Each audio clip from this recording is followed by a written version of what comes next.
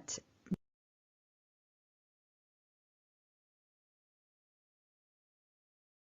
Hi and welcome. I'm your host, Tara Miller of the Quilt District. We'd love for you to stick around after the discussion with the 6 know-it-alls. They will hold a live Q&A session, and that will begin at noon Eastern Time. So we will have a short break between sessions, and would love to have you come back for that. No need to visit any other links. We'll do it right here in the same spot. So we're glad you're here, and we hope you enjoy the show.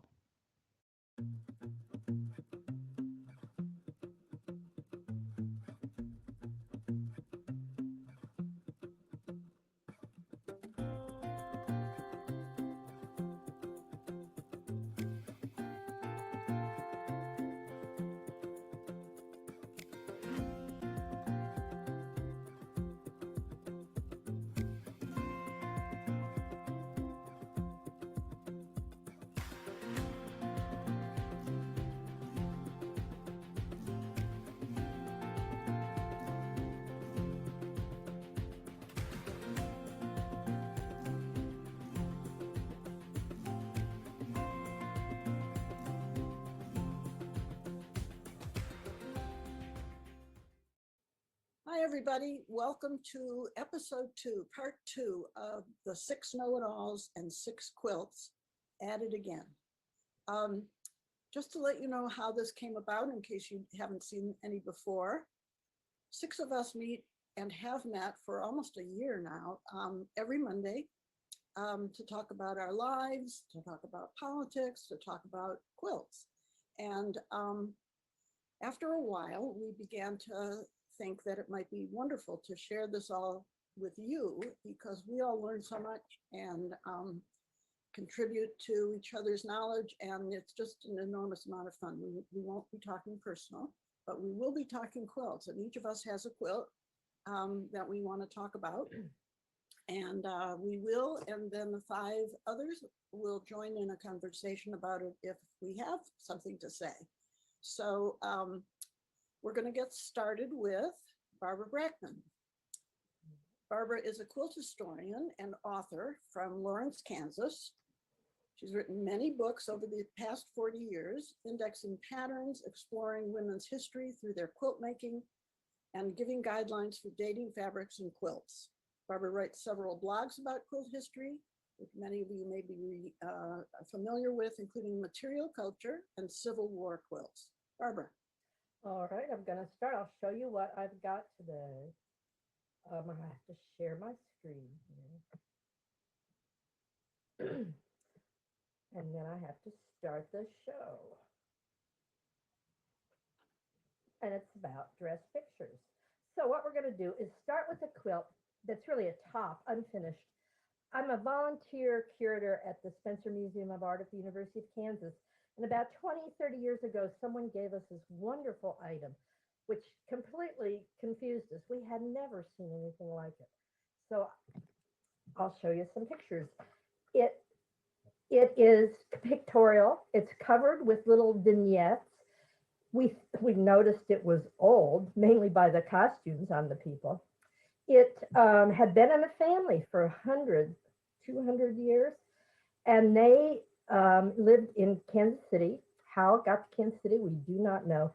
That family was advised to mount it on a polyester tan sheet, which they did. And now that, you know, if we had a lot of money, which we don't, I would have it conserved and reattached and supported better. But the tan sheet is a little unattractive, but it's certainly doing its job because it is rather fragile. So as you can see, it's a medallion. It has an oval in the center. I'll show you more about that. Spiky points around that. Then a patchwork field, which is very typical of English quilts. And then a border, after some more spiky points, a border of little circular oval vignettes. Now, we were told it was Mrs. Wilson's quilt or the Hedges pictorial quilt. This family, it was a family quilt. They went back and they said that Mrs. Wilson was the wife of a quartermaster in the British Army during our Revolutionary War. So we dated it as our Revolutionary War a little bit later. And it has red wool uniforms and stuff on the red coats in there. Our friend Nancy Hornback, who is no longer with us, did a good deal of research on this. So I'm just telling you what Nancy figured out. But what I'll just describe it and you guys can tell me a lot more. I wish Nancy was here to hear this. In the center is a vignette of haying. Is that haying? This is a very big image in English folklore, big English life in the, say, 1800, 1810. I think it has to do with the whole enclosure idea and a lot of political things and the idea of old England and a better time previously. So these people have rakes and they are raking up embroidered grass. There's a lot of tools showing you how it's done. And then we have a man here who is not doing anything as far as I can tell. But of course, there's a woman over there doing it for him. Now I got to give this guy a little bit of a break. He is a paper doll, what we call a dress picture. He's made of paper and then he's been dressed. And you can still see he still has a hand. The paper, of course, is extremely fragile and less more fragile than the cotton. So he's lost his head and he's lost his other hand and he's possibly lost his tools too. So maybe we'll give him the benefit of the doubt and say he was working too. But you can see these are hay bales or something. I don't know a thing about farming and I know less about farming in England at the time. Many scraps of period fabrics that I hope you guys might be able to help me with. A couple of weeks ago, we talked about cambric. I think that's what this stuff is. It might be linen, but I think it might be cotton cambric too, which has a little shine to it. So these prints are alternated with a white thing. Beautiful prints that I recognize from the time, but I'm not real sure about dating. This is like 1800. It might be 1810 later. And all the little vignettes, the costumes are just magnificent.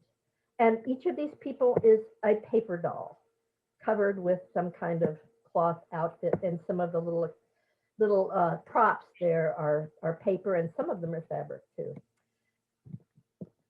I don't have great pictures. We don't get it out much. It's fragile. And I did take pictures when it was on display in the gallery. And that's why they're so yellow, because the gallery lights are so yellow. And we have some paper feet down there at the bottom that are still there. So it's held up remarkably well for something that was not in the museum until 1985 or so. And then I put in some dogs because I always like dogs. But you can see here, how dressed it is. This dog seems to be wool, and I bet this guy might be too, over the paper, and some moths have done a little chewing on, or some kind of bug has done some chewing on him. Now, Nancy taught me all about dress pictures. I don't know of many other quilts in America that have dress pictures on them from this era. The Brooklyn Museum has one, but I've never examined it. I don't know exactly how these people are portrayed. They might just be embroidered.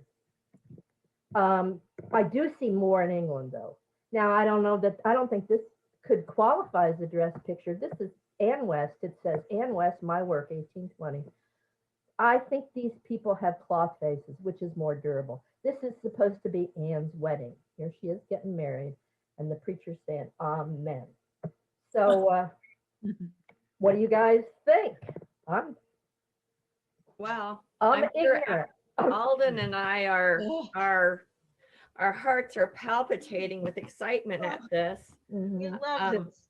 I immediately thought of Mary Way. I don't know if you've heard of her. No, I'll write it down. She's an American artist who did these dressed figures. Mm. And so it's not an exclusively English thing to do this. Is just my thought. Of course, the quilt looks very English to me. I don't quibble with that, but it was a thing to do at the turn of the 19th century to create these little figures in with actual fabric clothing. In fact, there's a book that just came out last week or within the last 2 weeks by Serena Dyer. It's spelled like Serena, but she pronounces it Serena, who's an English scholar, called Material Lives. And she looks at several different textile and clothing sort of autobiographies in a way. And one is a set of what she calls dressed prints, which are done in a little bit different way, where they're prints that are scenes, you know, engraved prints that are scenes, and she's cut out, the person in the 18th century who made them cut out the parts of that would have been the clothing, and then she did sort of in a reverse applique mode, she put fabric underneath to be that fabric. And so that was a kind of different way of doing it. But I've also seen people who would take the fashion plates and then sort of wrap apply on top of the fashion plates the kind of fabric that they might imagine that person wearing it in the fashion plate. So this is something that women sometimes did as a hobby. It's sort of a decorative craft. It sort of blends sewing and interest in fashion with a slightly artistic or, you know, other kind of craft. But it's a little more unusual to see it on a quilt, but it's absolutely fabulous. I have a question about it. Are the paper figures whole? Underneath, Is it just their heads and you know, hands? Nancy examined it and I had not picked at it. I think they're parts. I think they're just Looks parts. like parts. Yeah. It does look like parts, doesn't it? Which also fits in a way with, I'm thinking of all those pictorial embroideries that young women did, where they embroider all the clothing and, you know, the trees and so on, but then the details of the faces and the hands and the sky will be painted. So it's kind of a mixed media artistic approach. Mhm. Well, inspired by this quilt, Nancy and I made a couple of dress pictures to give to each other. Oh, And that's- I took Jane Austen, I took a picture of Jane Austen, printed it out on index paper, then dressed it up and put it in a frame. It was that's darn fun. cute. And I'm just the kind of girl who spent her entire youth with paper dolls, so I was in heaven. Right. It is like paper dolls. And the costumes look very, very late 1790s or even maybe about 1800, wouldn't you say, Lynn? Yeah, I was thinking exactly that, exactly thinking that, later. right around 1800. Right around 1800, because the waists are fairly high, but the skirts are still have enough fullness that they haven't really reached that empire line. And when you look at the English fashion prints and compare them with the French ones right around 1800, the English women still have a lot more fullness in their skirts compared to the French. So it could be as late as about 1800. But I did notice in one of those pictures, a couple of those pictures had men with striped stockings, and that was a big fad in the 1790s. At the DAR, we have these wonderful stockings with vertical ribs of alternating blue and white. And they date to a specific day, a year in the 1790s. I want to say 1793 or 4, but I just can't remember. It could be as late as 96. And we know that because it was saved because it was a wedding stocking. So we have a good date on it. But these stripy things you see in some of the French fashion plates too. But then you see these striped stockings in American collections. Lynn, have you come across some of those in your many collections? Oh, absolutely. I mean, the Yeah. stripes are a very big thing.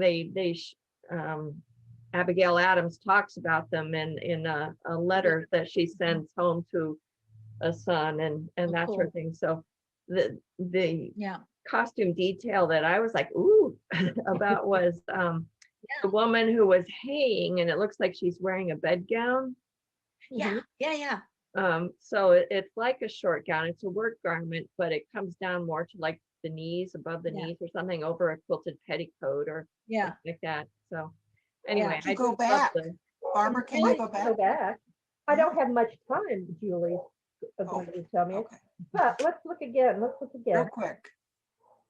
Then we're going to have to go to the slideshow. This is always slow. Oh, I'm going to go backwards. Dog. Short. There you okay, go. see, yep. Yep. These are bed gowns. Yeah. Huh. Although that we're this talking Now, about the one on art. the right looks one too. might be more like a pelisse because Yeah, that one I it's think. longer and you're it's right. opening. Oh, flat. this one. That one looks a little too fancy. Yeah. You know, when I first looked at it, I thought it's got to be English. What was that haying? You know, Yeah. we didn't idolize haying, and you know, in the It reminds me of those George Stubbs paintings Yeah. of remaking in the 1780s. well, in the end, the 1821 in the B&A, they also have a haying scene. Oh, interesting. Yeah. Well, We'll go back. We'll go I've got back, a question. and then Well, that one, Yes, that's the one. Go Hmm. back. Lynn has. Well, Well, no, I'm just thinking, I think it was that one right there that particularly struck me as being bedgown like. Yeah. It's Yeah. supposed to be a slideshow. So, But all right, there. There. Oh, His in my- stockings. In my few more minutes.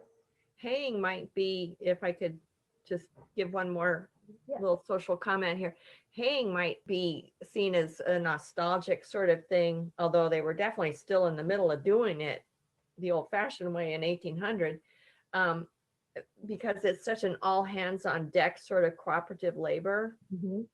that everybody worked really, really, really, really hard in July, and if there was a second haying in September, to get the hay in before it went bad or before it rained. So well, it may just be romanticized as a cooperative labor.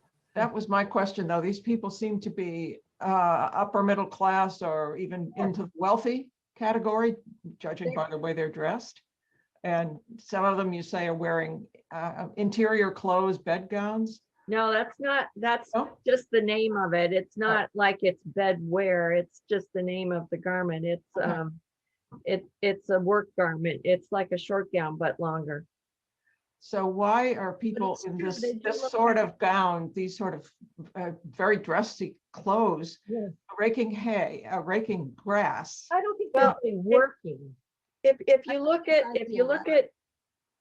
at, at Old Sturbridge Village, our farmers and such would be out there in top hats and such because we had that as documentation in period paintings.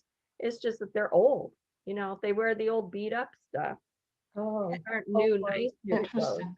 Interesting. Can I share my screen? I'll show you the George Stubbs version, and then I know we need to. all move right, on. share your screen. I hope that- Oh, no, you know what? I can't do, it's going to be too complicated, but all right. yeah, it does look surprising, but I We'll think add it's partly the nostalgia. Mhm. Oh, You know, I'm remembering that didn't Sandy Fox do a exhibition and book about dressed figures in yes. quilt? Of various kinds, yeah. Yeah. I had that book. I should go back. You know, There's What- also this quilt is a so 17th amazing. century quilt that Williamsburg acquired a number of years ago that has a bunch of figures. I don't know if they're sort of the applied like that or whether it's all the paper template, but it's in the realm of having figures in clothes, well, Mhm. better we than have a second quilt there that's pretty amazing, but it's not paper picture. It's no, this is not. Stempler. Yeah, this is only Or paper. there's cotton inside. And with that, I think we should go to Merikay. All right, we're going to go to Merikay. Okay. Merikay Waldvogel is a quilt historian and author from Knoxville, Tennessee. Her quilt research spans a broad swath of quilt history from 19th century Southern quilts and patterns through 20th century quilts and quilt makers. Her books include Quilts of Tennessee, Soft Covers for Hard Times, Patchwork Souvenirs of the 1933 Chicago World's Fair, and Southern Quilt Surviving Relics of the Civil War. Merikay. This is called the Knoxville Crazy Quilt, made by Lily Harvey of Knoxville, Tennessee. We know that because on the bottom right is a name tag that says Miss Lily Harvey. And it says Miss Lily Harvey, Brandow Hill, Clinton Pike City. The quilt was found in Atlanta.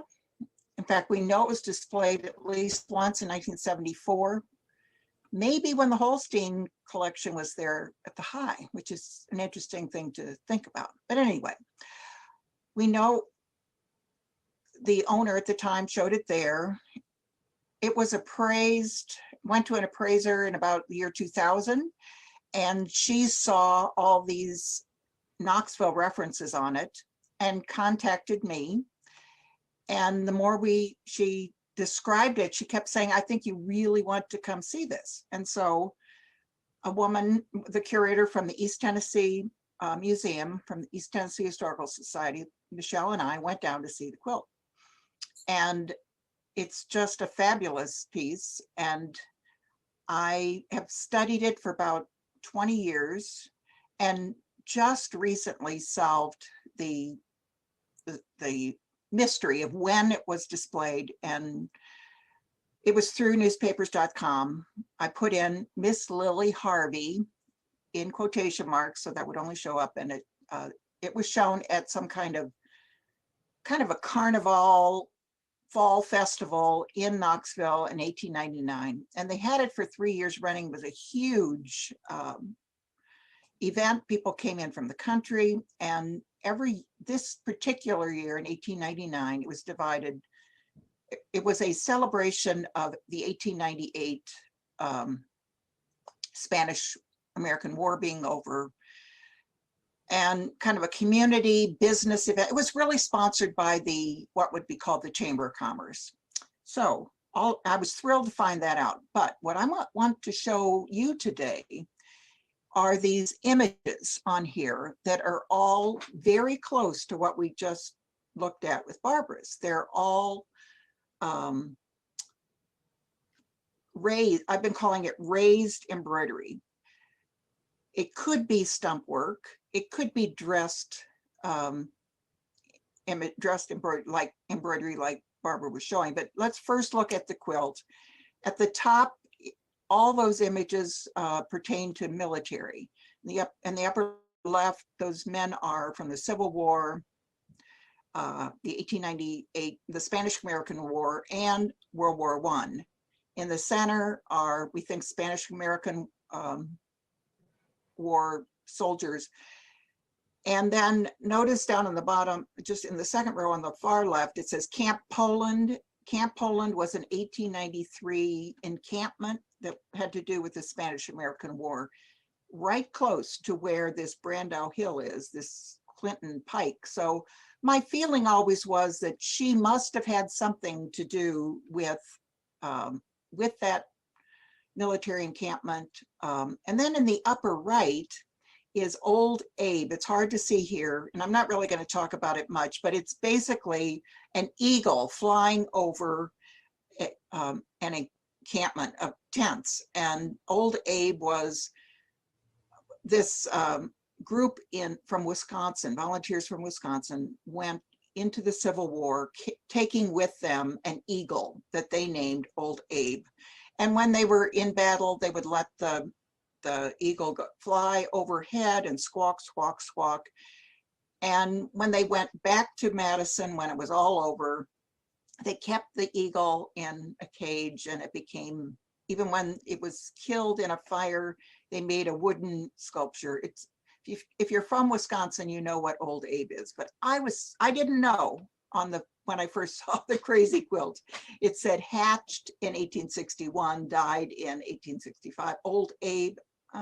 Anyway, there's a lot of things on this. So you go down to the middle, there's that image in the center called Wait for Me. We're going to look at that first. And then you go down, all of those pertain to Knoxville.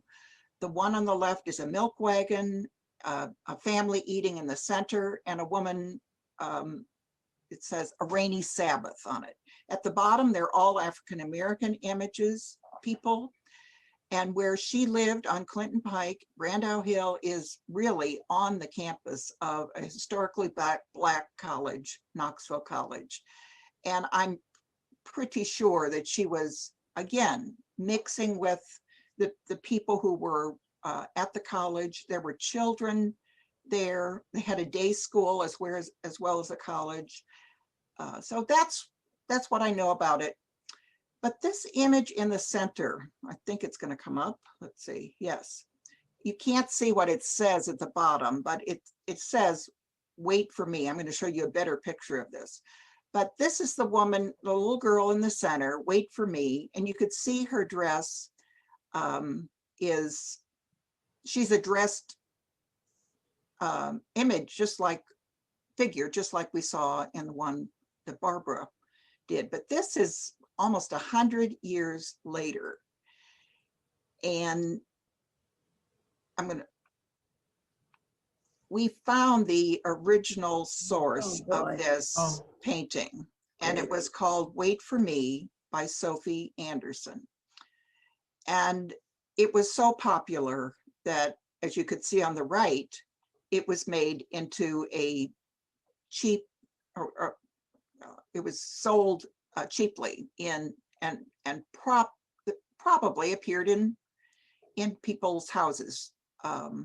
So notice that it says on the sepia one, in the framed one, Wait for Me underneath. Notice the little girl, the hat, the bonnet, her striped socks.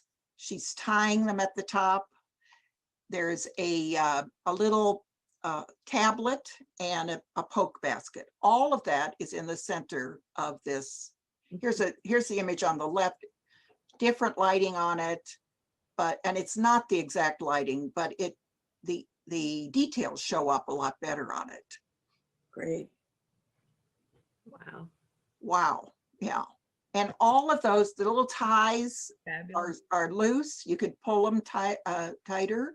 The little tie on her sock is loose too. Notice underneath the hair at her forehead. Yep. Yeah. But let's look at these. Oh. These are the great pictures. Oh. And wow. I mean, okay, first of all, notice the Knoxville references. I wish Mama would buy bread and cake at Kern's all the time. Kern's is a bakery, still well known. I mean, it's closed, but still well known in Knoxville. And it was there in place in the 1890s. And it was also a sweet shop. And then at the bottom, I think the Knoxville Sentinel is the cheapest and best paper to take. And you see the father probably with the newspaper in his hand. The New Sentinel is still the paper here to this day. And then I think the A&P's T is the best at number 10 East Market Square. And Market Square was the center square in downtown Knoxville. So also, I'd like to point out the fabrics. Notice the fabrics in the woman on the right are little anchors. And that shows up, it's hard to see it here because it's behind our pictures, but it is in the dresses or in the cotton squares that are actually crazy quilts. Oh, yeah. Wow. Wow. And that the tablecloth pulls up. You could see the little feet underneath it. There's leather in here, little pieces of leather that make the little, I guess it's food and probably food. Okay. Is she holding an iron? Wow. I'm not sure what she's holding. Bread. Piece of bread or something. Piece of bread, maybe. Yeah. Yeah. Wow. Okay. That's Now amazing. here is the one with the guy. It's again just an amazing. Look at his face. Okay. First of all the people have a black bead in the eye, and so does the horse. It starts with a black bead. This is not paper underneath. I think they're stuffed. And then look at all this, the dressing on it, and the hair is kind of curly. The mug actually comes out. It comes out away from the wagon. And apparently the deal was, when the milk wagon would come along, he'd scoop it in and hand you out a sample if you wanted to try it or just drink the milk right there. Wow. All of this is amazing. There's leather on here. I noticed when I really blew it up, look at what's right here. It's a hook, like a hook and eye right here. Uh-huh. Oh, yeah. And off here to the far right, which is beyond our pictures, I think, there's a little carrot that comes in. So they're feeding it off the side. Oh my gosh, the details Oh. amazing. And this is the one with an African-American guy on it. Now, there was he was called Dennis Hall. I looked for him in the genealogy or census. He's not there, but anyway, we don't know for sure. But before we get even closer to this, Barbara, here's some dogs. It's funny how similar they are. Okay, we're going to stop here just a minute. What was British about this family? Well, they were British.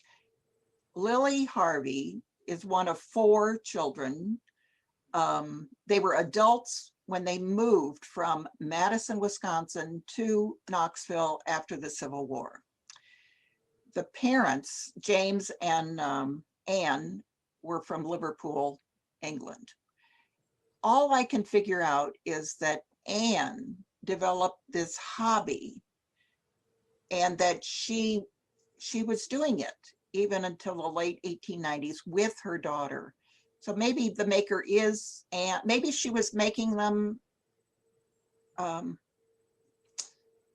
as sample pieces, and maybe they included them in the crazy quilt. But this is like no other crazy quilt you've ever seen. And really, if you look at the needlework, the edging embroidery is very heavy white yarn. Here's a close-up of this. Oh, And you can see that there's cotton underneath there. Here's his eye. Look how they've used an overshot coverlet bit for his Yes. blanket Yes. Yeah. Yep. and his And- ears, the mule's ears. And that's even a ring of metal there for his bridle. Right. Oh my And the God. patches on his Great. clothes capturing what he looked like. Yeah. And I noticed this, maybe a handkerchief sticking It's out. his bandana. Bandana. Merikay, Yes. can I ask you how you know that Anne, who was the mother, right? Yes. How do you know she was doing this? I don't know, but she was still alive. There's a drama in this family that soap opera that is just amazing, but I don't want to really go into all of it now. We know when she died, her husband and she had divorced, Anne and she had divorced about 1890. And before it was final, it made the headlines of the newspaper. Before it was finalized, he married another woman in Asheville. Some harlot kind of woman from Washington, D.C. They got married in Asheville. So now it's bigamy. They go back to court. She has to prove that she is the mother of these children. Oh my God. It's just so I do know when she lived. So Merikay, did I misunderstand you? I thought I heard you say that Anne had a hobby of doing this and might have done it with the daughter. Lily is the one we credit. Lily's name is on that name tag at the beginning. And it was displayed as Miss Lily Harvey, as if she was the maker. But I It do might have think been the owner. Again, we see that city that Right, we that's saw last true. time. that's true. So are you saying that you're talking about an English heritage for this quilt? Is it because the figures are kind of 3D? Because there are certainly figurative applique quilts in American quilt making by this time. I wonder if it is, I don't think it is stump work, but this just appeared on the, I went to the Metropolitan. I've done all kinds of work on this thing, but I looked at stump work examples at the Metropolitan Museum of Art. They have them on these little boxes, and Casket. you could probably tell me more about them than others, but this is one that just on the left just appeared. They're doing an exhibit this coming year, or maybe right now. And I just looked at it. I thought, well, look how similar the faces are, the way the nose is formed with the woman. I would not personally, I would not call this stump work because stump work is all embroidered, and that is really more manipulation of fabric Yeah. and padding. I think so. I personally, I wouldn't call it stump work, but it does have a lot of the same sort of aesthetic to it in a way. Mhm. But I don't know if there is a term for this. I would just call it three-dimensional applique. I don't know. What do you think, Alden? Yeah, I agree with you. I think that the point of stump work is not just that it's raised, but that it is all composed of embroidery and these little sort of needle lace details on the cuffs and things. So it achieves a three-dimensionality, but it's all through needlework, not through any applied fabric like this. But I agree with Lynn that it's informed by this tradition. And it makes it's interesting that this family does have an English background, and so that's very much in their kind of cultural background, even though, as Lynn says, it's something that some Americans are doing by now. It just strengthens that English connection. We could go on. We could go on. And stopped. Yeah. But if you want to look at a little, it's a 20-minute tour on YouTube about this. Great. Just Google Knoxville Crazy Quilt. Wonderful, wonderful, Wow. great. Yeah. All right. Okay, Lynn. Lynn Bassett is an independent scholar specializing in historic costume and textiles. Among her many projects are award-winning exhibitions and catalogs, including Homefront and Battlefield, Quilts and Context in the Civil War, co-authored with Madeline Shaw in 2012. Lynn was also the primary author and editor of Massachusetts Quilts, Our Commonwealth, 2009. In 2019, Lynn was the guest curator of the exhibition Pieces of American History, Connecticut Quilts at the Connecticut Historical Society, which is now available for viewing online. And Lynn, you didn't include your book, Northern Comforts, but I'd like to refer to it because you recently did a study center on it. Is that available as a lecture? I could make it available. Okay. Sure. Yeah. Most of us do lectures, and I was wondering whether that was one of yours. Yeah. Yeah, Okay. Northern Comfort was an exhibition I did at Old Sturbridge Village in 1998 and had an accompanying book with it. So thank you, Julie. Well, my talk is about these three quilts that have fascinated me. Started out with my familiarity with this quilt from the Connecticut Historical Society. It is all made from the ends of bolts of calico from the 1820s. The Connecticut Historical Society has this one quilt, which unfortunately the color is really lousy here, but I'll have some better details. They also have another quilt that was taken apart and all the pieces were individually mounted in a notebook. So I knew about this quilt. And then when I did some consulting once up at the John Paul Jones House of the Portsmouth Historical Society, they had another one. And so here's another quilt from about the same period made from these bolt ends.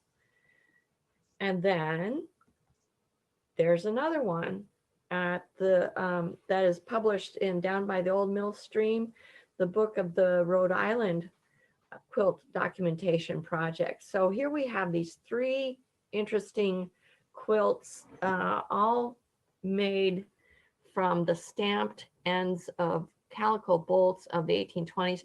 Here's that one I was talking about that was cut apart and mounted. Each piece of fabric was mounted individually in this notebook with felt pages. So my first question is why? Why were they making these? All three of them are central medallion, which is interesting to me. The one that's in Portsmouth is so roughly made. I think this one is pretty obviously a child's exercise, you know, a first sewing effort. And and no waste in having them butcher these bolt ends. The next idea is just extreme frugality. This one is the most neatly made of the three, and just thinking that maybe this sort of layout works well with those printed blocks that appear at the end of the bolts. So my next question is, what are all these stamps and what do they mean? So I did a little research, got myself a handy dandy little book that is a guide to these things. Here, I'll show it to you. It's, can you see that? Pull it back a little bit, Lynn. Back. Yeah. Okay. Perfect. So this is The Marking of Textiles for Excise and Customs Duty by H. Dagnall. And this was a very helpful book in understanding these. This was all a revelation to me because I had thought that this stuff was all stamped because of being taxed when it got over here. But in fact, these things are stamped because they were taxed by the British government, like an excise tax. So the manufacturer had to pay the tax to the British government. And this all started like in the 17th century to pay war debts and such. And the reason we see these pieces all stamped with British manufacturing is that they wanted to be able to differentiate it from imported calicos. So it's the British manufactured pieces that were taxed by the government. And the other thing that they had to do to keep from being fraud, to keep fraud from happening, was they had to stamp both ends of the bolt. So the beginning of the bolt and the end of the bolt, because people were taking chunks out of the bolts and saying, oh, this has already been taxed, but whatever. So you'll see British manufacturing on all of these. The other thing is all these strange codes. What do these mean? And if you look down here, this is called the frame mark. And these were, again, in part ways to keep fraud from happening. And so they would do things like this letter here. This would be changed at a random time by the guy who's inspecting this stuff, so that somebody who is trying to fake a frame mark or something, this fellow had a notebook where he actually kept track of when he changed the code, so that they could prove when it passed inspection or whatever. So anyway, not to spend too much time on this, but I just found this really interesting.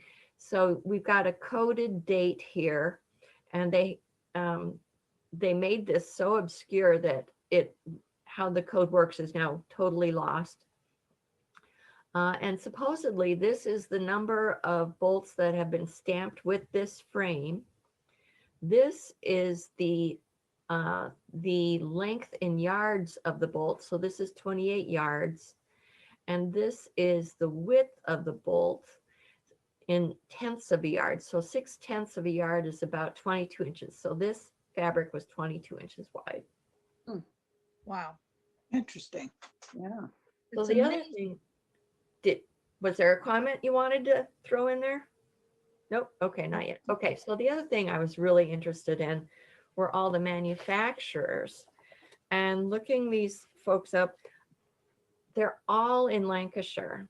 So this is Lancashire, Manchester's here, Bolton is here. All the towns that are marked on these bolts come out of Lancashire. And I'm like, what is it about Lancashire? Well, there are a couple things.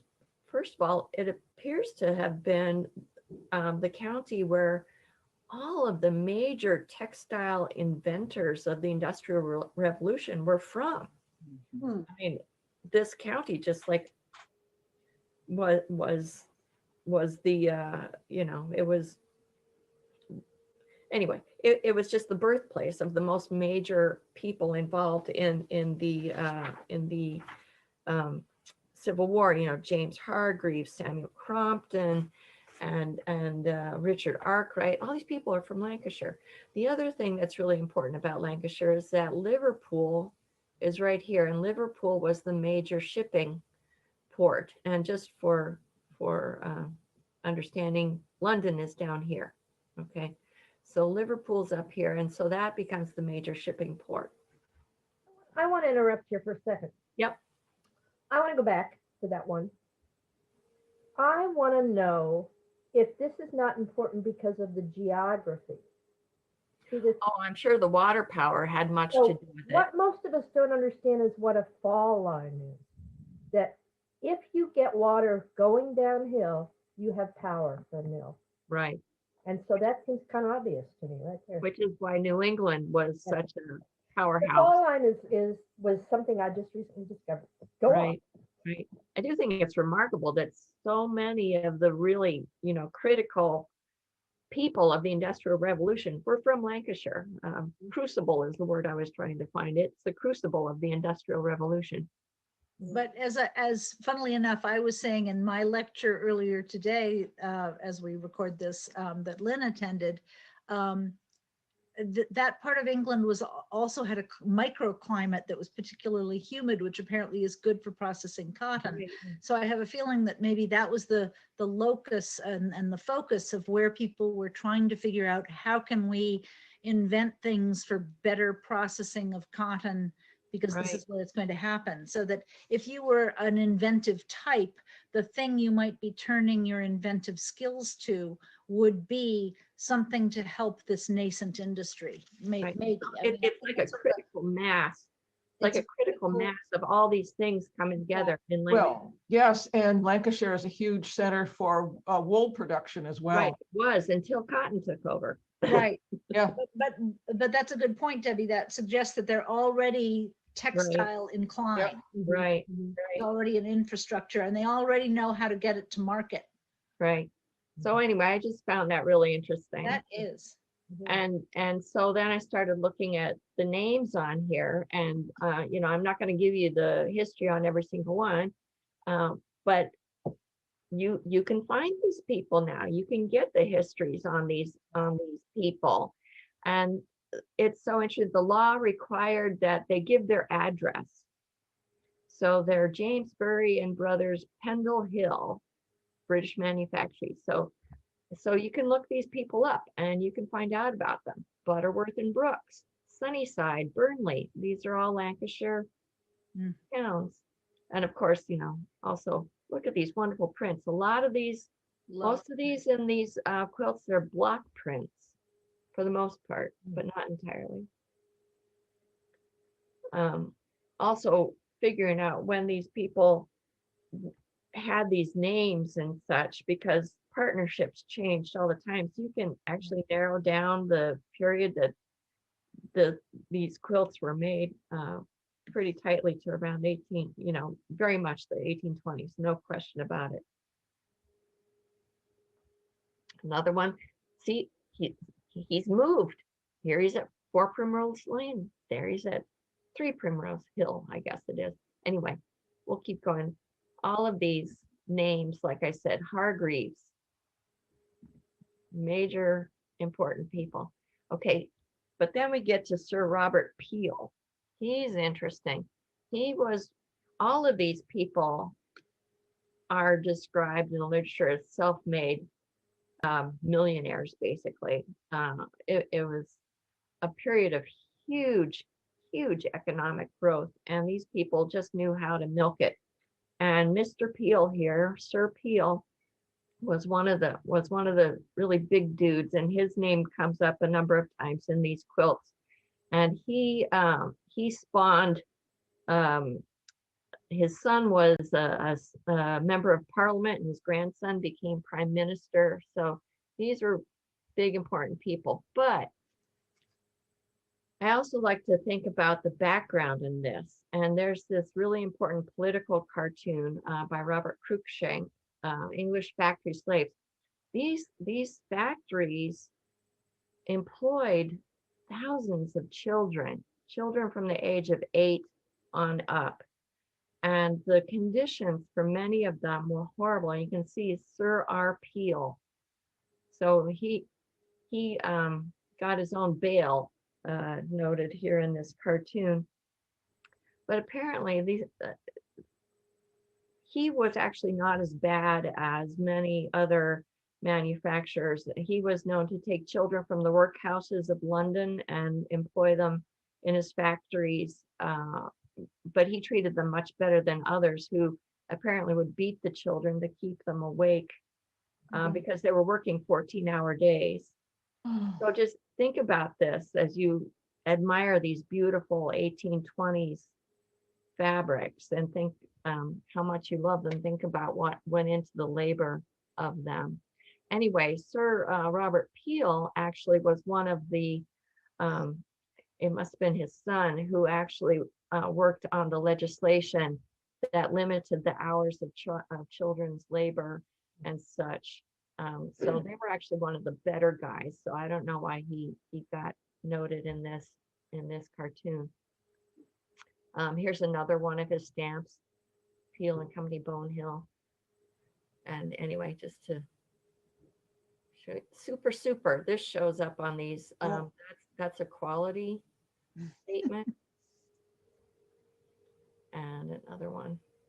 And the other thing, of course, in these quilts, looking at the patterns and the colors and thinking about the clothing and matching up similar garments to some of the patterns that I saw in the quilts. And this is a little child's dress that I displayed in my exhibition at the Connecticut Historical Society next to this quilt. So just wanted to show you some of the lovely patterns. Again, a lot of block prints. Lynn, are all of these that you're showing us in those 3 quilts? Yes, actually all of these are in 2 of the quilts. I don't have any details of the Rhode Island quilt. Uh-huh. Amazing. Oh, look at that one where you saw some of the colors printed, but not all.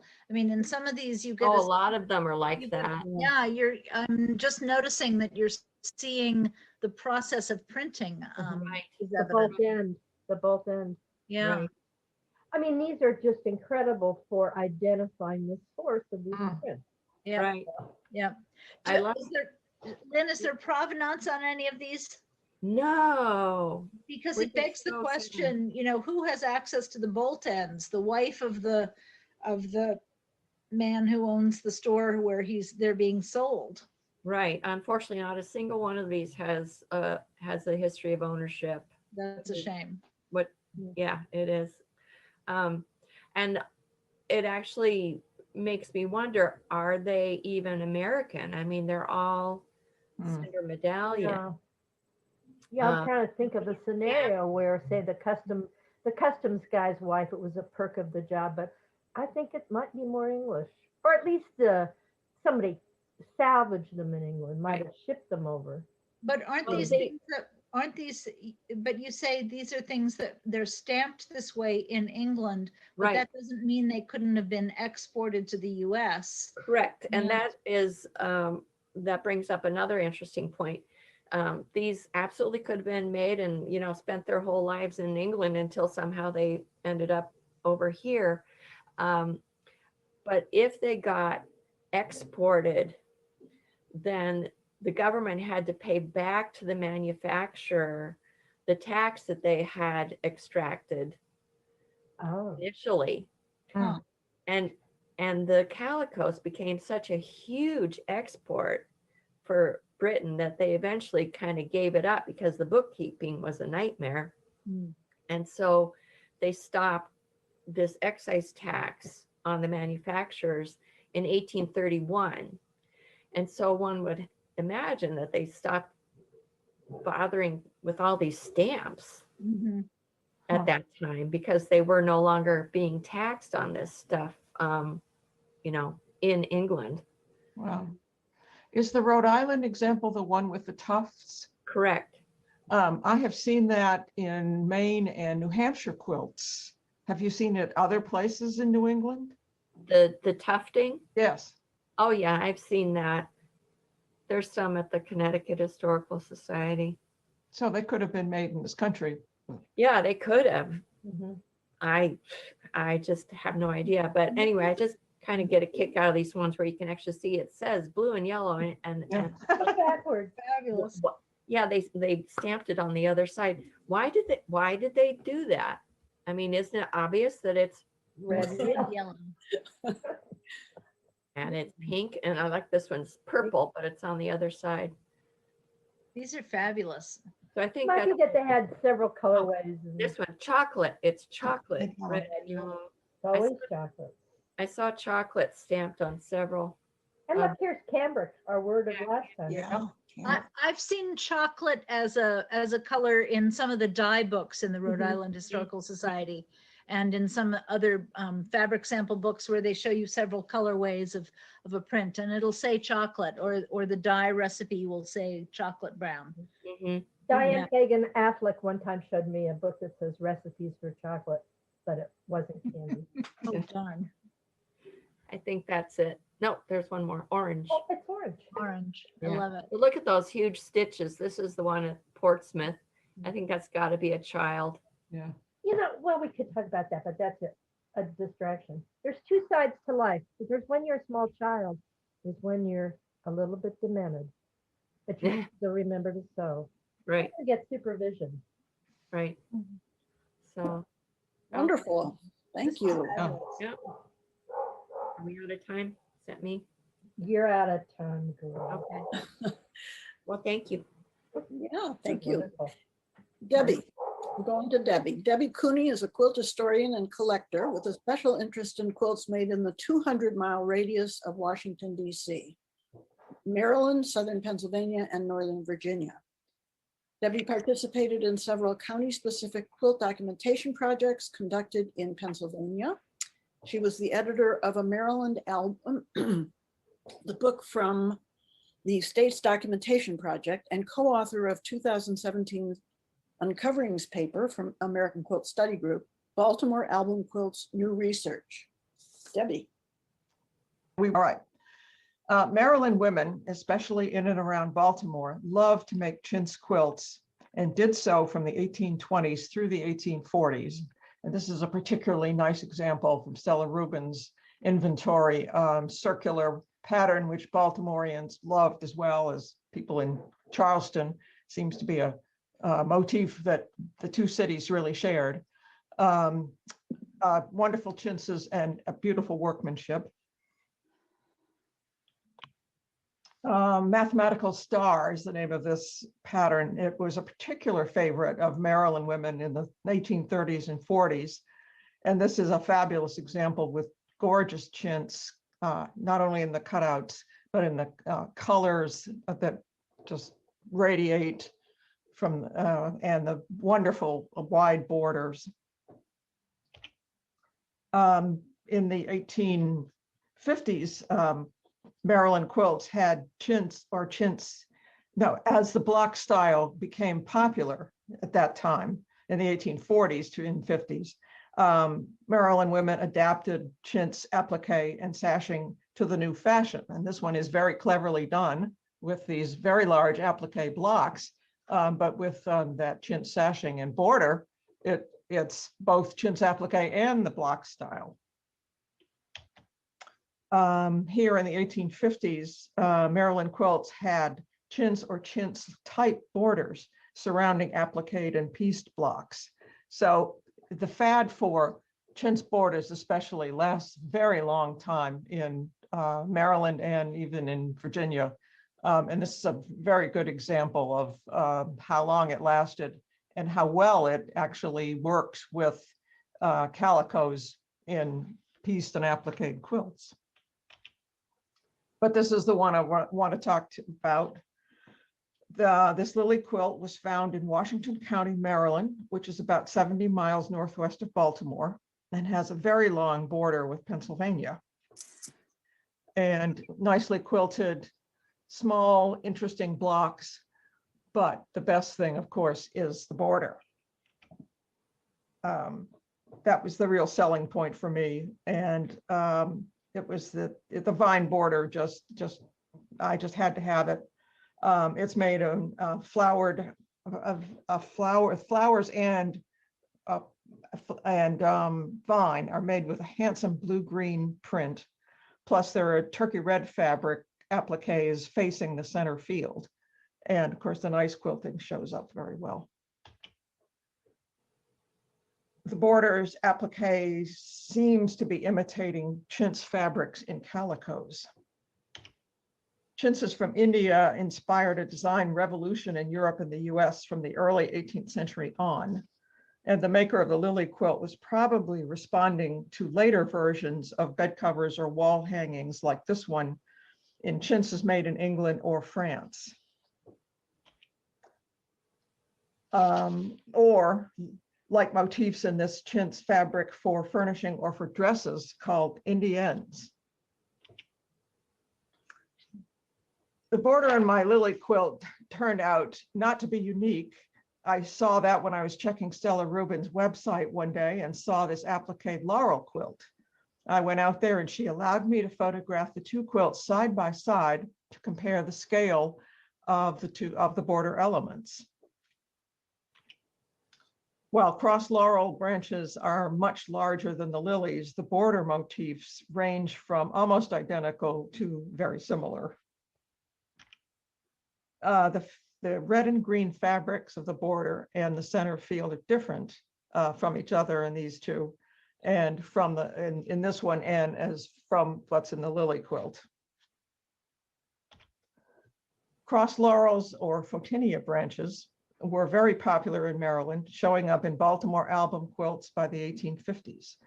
And they are found in quilts made in Pennsylvania as well, and that's where Stella's Laurel quilt is from.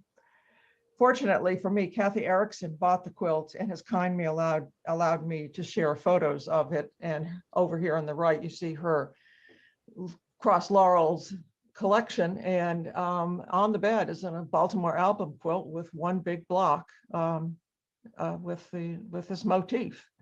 So very popular, still in Baltimore, and found on several of the best Baltimore album quilts. But yet a third quilt with a different center field appeared at an auction with no information on its origin, but it is initialed JT. The border includes a new motif, sprigs of berries, two paired sprigs on each side. The fabrics are turkey reds and two-step green prints, all different from the other two quilts. The inner border of the sawtooth alternates red and green, which is a different touch, but the applique vine sprouts from the corners just like the other two. The flowers are done in the same scale as the laurel and lily quilts and with nearly identical patterns. And I'm just very grateful to Barb Garrett, who goes to just about every preview with quilts that Pook and Pook runs, and she's been doing this for so many years. This quilt turned up in 2011, and she was able to find me the pictures. So I'm just grateful for that. Now let's take a look at the quilting. The lily quilt had 56 blocks alternating patterns in plain squares. No, if I got back, no, here we are. Yeah. And its quilting patterns are the smallest. The center white block on the top shows 4 sets of curved pods ending in a volute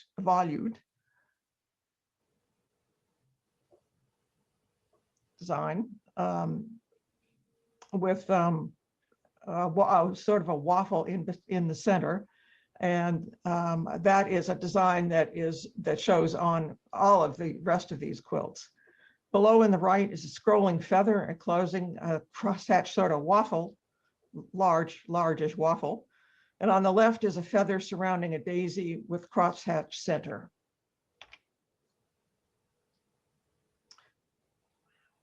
Oh. sorry, I've gotten a little mixed up here.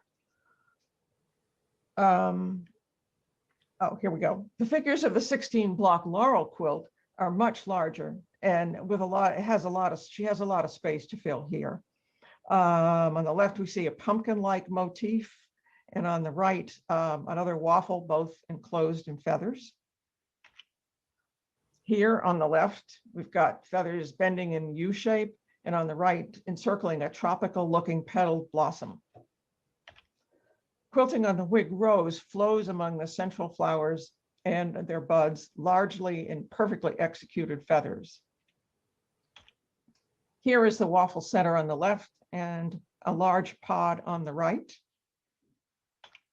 Here's a comparison of the lily and wig rose patterns. And here's the laurel and the wig rose. So what do we think? Were these professionally made? Is this one woman making 3 quilts for 3 of her children? Are they Maryland? No information on the wig rose. The Maryland, the first one, the lily, is Maryland, and the second one is Pennsylvania. The laurel is Pennsylvania. I'm presuming, Debbie, that these are the only 3 quilts you've ever seen with this border. Yes. It is quite distinctive. Well, you Well- know, I think what we would have said 5 years ago, a woman making 3 quilts for her daughters. We had this vision of quilting as a folk art, quilting as a family thing. But now we're looking more, did someone do this for a living? Well, that's what I was kind of thinking, because you've been emphasizing it on your blog, Well, Yeah. blogs, that like it's, I said, there's a real chance that that the border was obviously a same pattern, I think, all along, and then changing out the center depending on what the client wanted, maybe. Or could it be a regional preference that, you know, they were all made within a community and everyone said, oh, I love that that border that Sarah did, and I think I'll make one too, but I want to make bigger blocks of Virginia instead. Are the quilting stitches consistent from one quilt to another? They are in the first 2, the lily and the laurel. I have not seen the wig rose in person, but they look, on the pictures, they look very similar to me anyway. I'd love to know where that is. It was sold in Houston. Julia Piquet Trouvé sold it, and I have a picture of it hanging there, but I don't know where it is now. So Debbie, the first quilt with the smaller blocks, that's a sampler of quilting, right? Every block is different, quilted? No, there only, there might be 6 or so patterns. There are not a lot of them, but they all seem to, or most of them seem to be some variation of a feather around a sort of crosshatch or waffle in the center. Something that struck me about that, you know, all my my quilt drawings of 18th century quilts that I've done, is I have seen that tight scrolling feather in Pennsylvania, in the Philadelphia area, if I remember correctly. I'll have to go back and look, but I was like, that looks really familiar. That looks like I'm pretty sure it's a Philadelphia quilt that I know of. So I'm wondering if that tight sort of scrolling feather like that is kind of a regional quilt. Well, it's regional. It's very popular in Maryland. But Yeah, it we- goes all the way we back know to the things. 18th century, maybe. You know, it's not the only example we've seen of identical, even to size, things in the 1840s and 50s that are really surprising. You know, there's dozens that we can use. But I have never been able to figure out where the patterns came from. Now in Baltimore, you know, you've done the work, Debbie. There were people who basted for a living and sold them. So that it might be not, you know, it might be at that level where you could buy a basted border. I'd like to buy, Lord, would I like to buy basted borders. You definitely buy basted borders for a Baltimore album quilt. So why not something like this, which is fancy? Mm. And I did look very carefully at the two borders that I could compare. And they have to be the same patterns. They're just Wow. the exact same shape and size. They're just different fabrics, which is interesting too. We need Barbara to do her Photoshop magic and Well, superimpose. I can superimpose them for you. Yeah, the size. Well, you know, I talked to Dr. Deanna Smucker the other day, one of my favorite people, and she asked me the question, if you could go back in time, what is the one question you would ask? Where'd you get that pattern? Yeah. Exactly. That's it. Mm-hmm. Well, as you guys can see, we bring to each other questions, and I'll try to come at it from our various perspectives. And we don't leave our Monday afternoons with answers necessarily, but lots of interesting things to continue to study. It's really fun. Shall we move on? Sure. Okay. I think it's me, is it? No, No, it's Alden. Alden. Alden. Alden. Alden. Sorry. O'Brien. All right, Alden. Alden Great. O'Brien. Alden O'Brien is the costume and textile curator at the DAR Museum, that'd be the Daughters of the American Revolution Museum, Washington, D.C. Specializing in late 18th and early 19th century clothing and quilts. Her exhibitions include Eye on Elegance, Early Quilts of Maryland and Virginia, and A Piece of Her Mind, Technology and Culture in American Quilts. Alden. Okay. So I was thinking about this quilt that we got at the DAR recently. Hang on a second. I just have to figure out how to share the screen again. There we go. And it's from New York. It was made in made for Mary Augusta Oughton, who got married in 1860 in Brooklyn, and the family had been in Manhattan for a while, but both her parents were actually born in New Jersey. According to family history, the blocks weren't put together until about 1906, after Mary was widowed and moved to live with her daughter in Pittsburgh. So in a way, it's a Pittsburgh quilt. It has mostly these applique blocks that you can see, and then it has a few of the more floral style blocks. And I just put a few that kind of look similar together there. And then this one shows, it says Prospect Farm, New Jersey, in 1855. And Mary Augusta didn't get married until 1860. So it's kind of interesting that the date we have on it is 1855. But it was supposedly made for her marriage. And it seems to have been a project organized by Mary's mother, Eliza Bogert Oughton, who was, as I said, born in New Jersey, because many of the blocks are signed by her two sisters, Pamelia and Sophie, and then her two sisters-in-law, Helen and Lizzie. And then there are a few family friends, like the one that I showed you with Prospect Farm. And the interesting part is that this one says Sarah Walcott, and the family lore said she was the sister of one of the sisters-in-law. So I was just trying to dig around and figure out which sister-in-law this was. And I thought it must be Sarah, because we'll get to the other one in a minute, but I cannot find what, I mean, it must be Lizzie Bogert, but I cannot find a marriage record, cannot find her maiden name.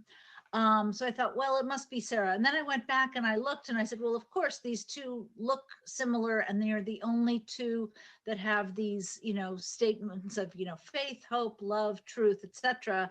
And they're embroidered, whereas the others are inked or cross-stitched.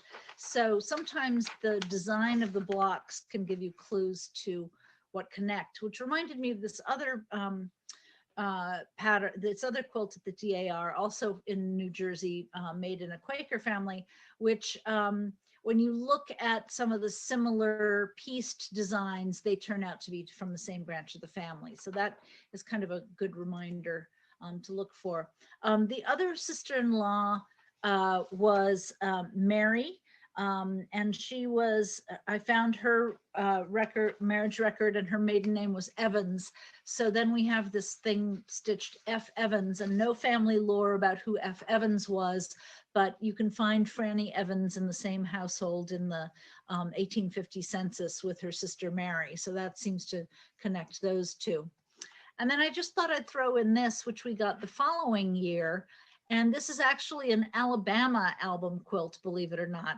But those of you who know New York quilts and album quilts generally will say, well, it kind of looks a little New Yorky. And the reason is this was made by students at a boarding school in Tuscaloosa and presented to their teacher who was from upstate New York. So I have to think that this New York teacher came down to teach these girls and taught them the style of album quilt that she knew. And we haven't had a chance to photograph it properly at the DAR before, you know what. But it's kind of interesting that each of these quilts has this particular design for whatever that means. And so my questions and thoughts about this quilts for the group are, one, these two sort of paisley-ish designs, or the one on the left with the darker sort of orangey, browny reds and browns, strike me as less 1855, maybe more 1860. Does it make sense within the story of the quilt? And then it seems that some of these, maybe they were unfinished, maybe they had fabric that deteriorated, but these three blocks have these funny looking, more modern looking fabrics, and they're sort of a slightly open weave. They're not very tightly woven, and they've got a slight crinkle to them. And I don't know, is that what we call Cretan? I don't really know what Cretan means, but I want to call it Cretan. So I'm throwing that out to you. But clearly these had to be worked on after 1900 when they were making them. And one of them says mother, and I can't remember what the other one says.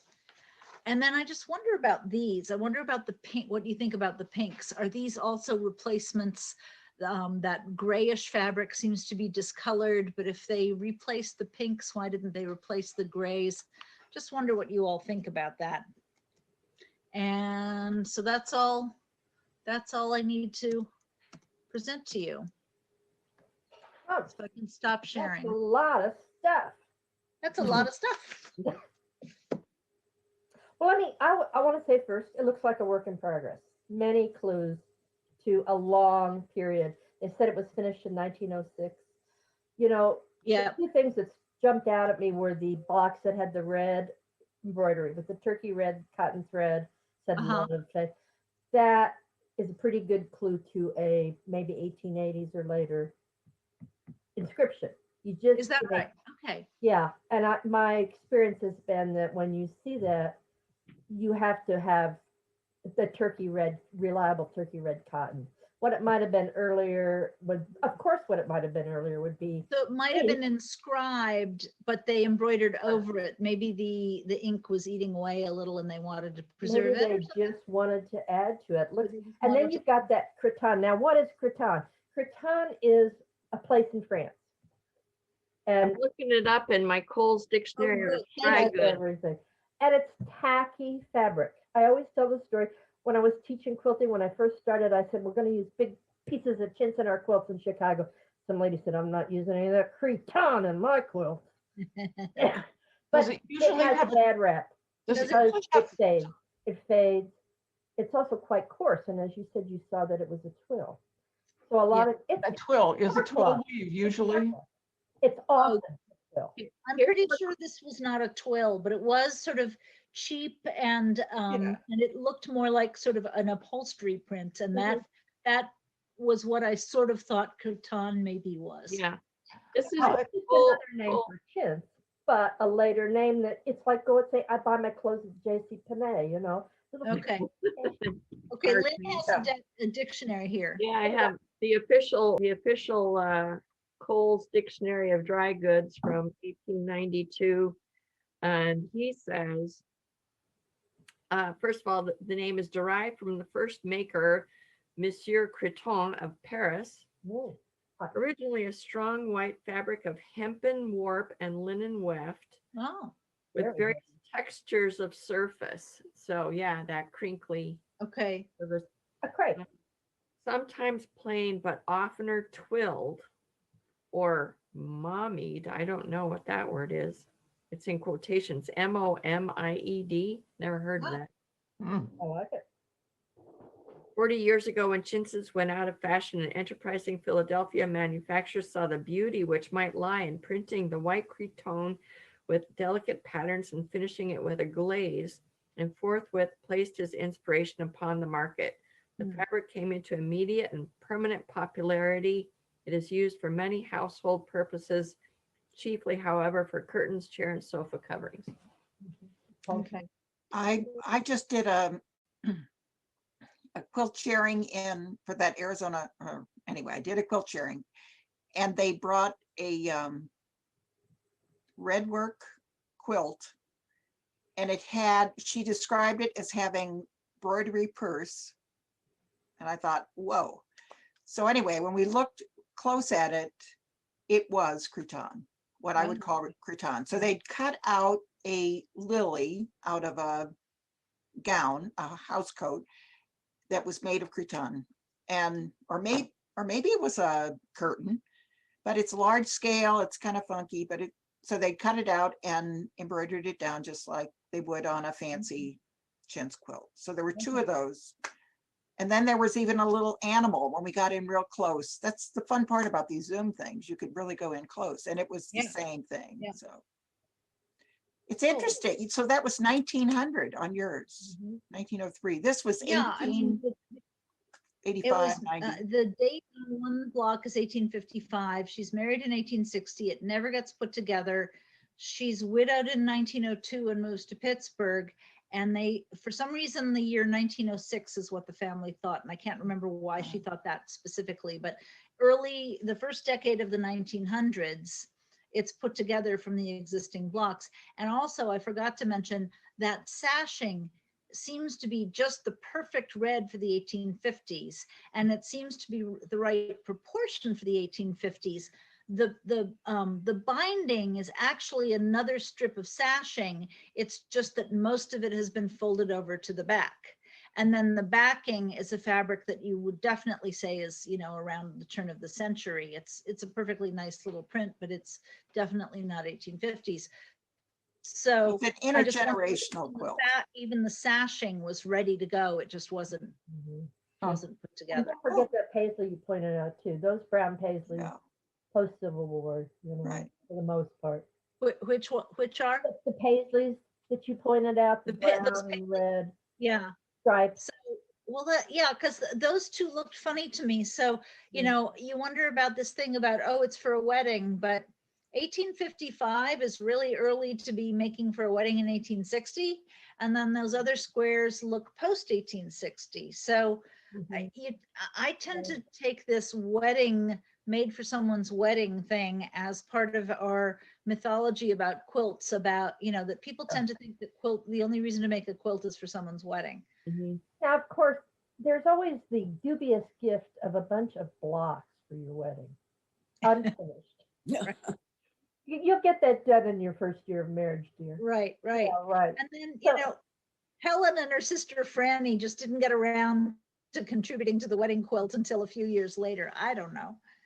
Well, I want to say one thing about the regionalism. I've been looking at New York quilts a lot because I'm going to do a Bach of the month. It's New York samplers, and they love those heart blocks. And there's so many heart blocks in there that are sort of snowflake cut paper where you snip it all out, and that makes me think most of it was probably made in New York, and then the blocks were taken to Pennsylvania. But it's kind of minor clues. Central to southern New Jersey, which isn't terribly far from New York, but it's not a New York style. No, it isn't. On the other hand, Brooklyn isn't exactly upstate New York either, No. Brooklyn is always very interesting. There's a lot going on in Brooklyn in the quilting. Yeah. When it was its own city. Well, that's pretty interesting quilt. You have the best things there. Well, it's not a bad collection, the old DAO. I was going to focus on the Alabama one because Debby actually did some really interesting research, sort of helps explain how this New Yorker got down to Alabama, although it was not uncommon for Northern teachers to go to Southern schools, but it was very common. Very common. Yeah, so. But we just don't have any pictures of that quilt at all because it just had arrived so recently when things shut down. We just don't have any pictures to really explain it or go into it. So I just Okay. made it the secondary one and focused on the other. But it was fun to get these two New York or New York influenced quilts a year apart. It's true. Yeah. Well, That's six it. know-it-alls, part 8, after we can go back to the museum, That's right. take pictures. That was a great one. Well, Thank Thanks. you. All right, Julie's turn. Julie's turn. I'm Julie Silber, and I am a quilt lover, amateur quilt sleuth, and I'm among experts here. So sometimes I like to call this the five know-it-alls and the one know-it-some. Oh, Author, Julie, and I'll join you. author, buyer, and seller of antique and vintage quilts, curator of quilt exhibitions, including American Quilts, a Handmade Legacy at the Open Museum in 1981, and Amish, the Art of the Quilt at the San Francisco Fine Arts Museum in 1990. I was also the full-time curator of the Esprit Quilt Collection in San Francisco for a whole bunch of years. And I'm a recent convert to Zoom lectures, as I think we all are. It's fun. And as Merikay was pointing out, there's so many advantages to it. And one of them is that you can get in so close. You don't have the handle, but you've got the visuals, and it's really quite wonderful. I am going to jump ahead quite a few years. Let's tell the audience that this particular episode and those that will be coming, we think, we did not see each other's quilts before this episode. So it's kind of all new to us, and it's fun to do it that way, to have kind of that spontaneity. I'm jumping ahead quite a bit, and I want to show you a research project in process, very much in process. So this is the quilt. That's a crazy quilt in random shapes for the most part, and made quite a bit later than the quilts that we've been looking at. I bought it in Alabama without any history at all, except that there's a lot of history on the quilt. And let's look at some of the things that are embroidered, and then we can tell you about how I'm continuing some research. So it has blocks that have embroidery, and the embroidery seems to be events and relationships and all kinds of things that it's a family history that goes from 1932, I think, into the 70s, but let's see. So Naomi and Carlton eloped. Now, trying to figure out more about this quilt, this is what we had. This is the first thing I saw. Designed by David, and I think it says November 1940. Okay, so we know that. We also know that it was made by Naomi, that this block at least was made by Naomi and Peggy from scraps of Peggy's clothes and given to Peggy to keep her warm. Now, so far you can see that we're only getting first names here, and all I knew was that I bought the quilt in Alabama and didn't have any idea where it was from. More family information and family history. January 26th birthday of Mama, sister, little Buddy, and Evelyn. Now we're gathering some clues a little bit here, here and there. Billy and Robert's first anniversary, January 25th, 1938. Okay, still no last names, no last names. I love this family.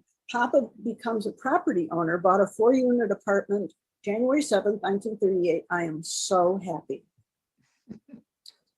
Two Faces West, Peggy and John, June 8th, 1950, I can't see it here, 9, okay?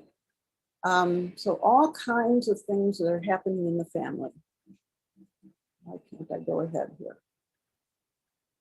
All right, now, bought a backyard with a house to it, August 31st, 1978, I believe. 784 Virginia Avenue Northeast. Well, Home sweet home. Moved into it August 30th, 1940, 1036 Boulevard Northeast. I am so happy here and hope I die in it, but not soon. I was giving this talk. I had not done very much work on this quilt at all. It's not my strength, and I'm getting a little bit hooked on it here since I've joined this group. But I hadn't done very much, although I wondered quite a bit about this quilt, and you'll see why as we go forward. I was giving this talk to a guild a few years ago, and while I gave the talk, let me go back here, somebody in the audience pulled out her phone, apparently, and typed in those two addresses. And what came up? One city, one place in America that has both those addresses, Atlanta, Georgia. So Bawden, Alabama, somehow related to Atlanta. In the meantime, just recently, I thought I could maybe find those houses, and I did here in a real estate very recently, as of March 12th, 2021. This is 1036 Boulevard Drive, Northeast.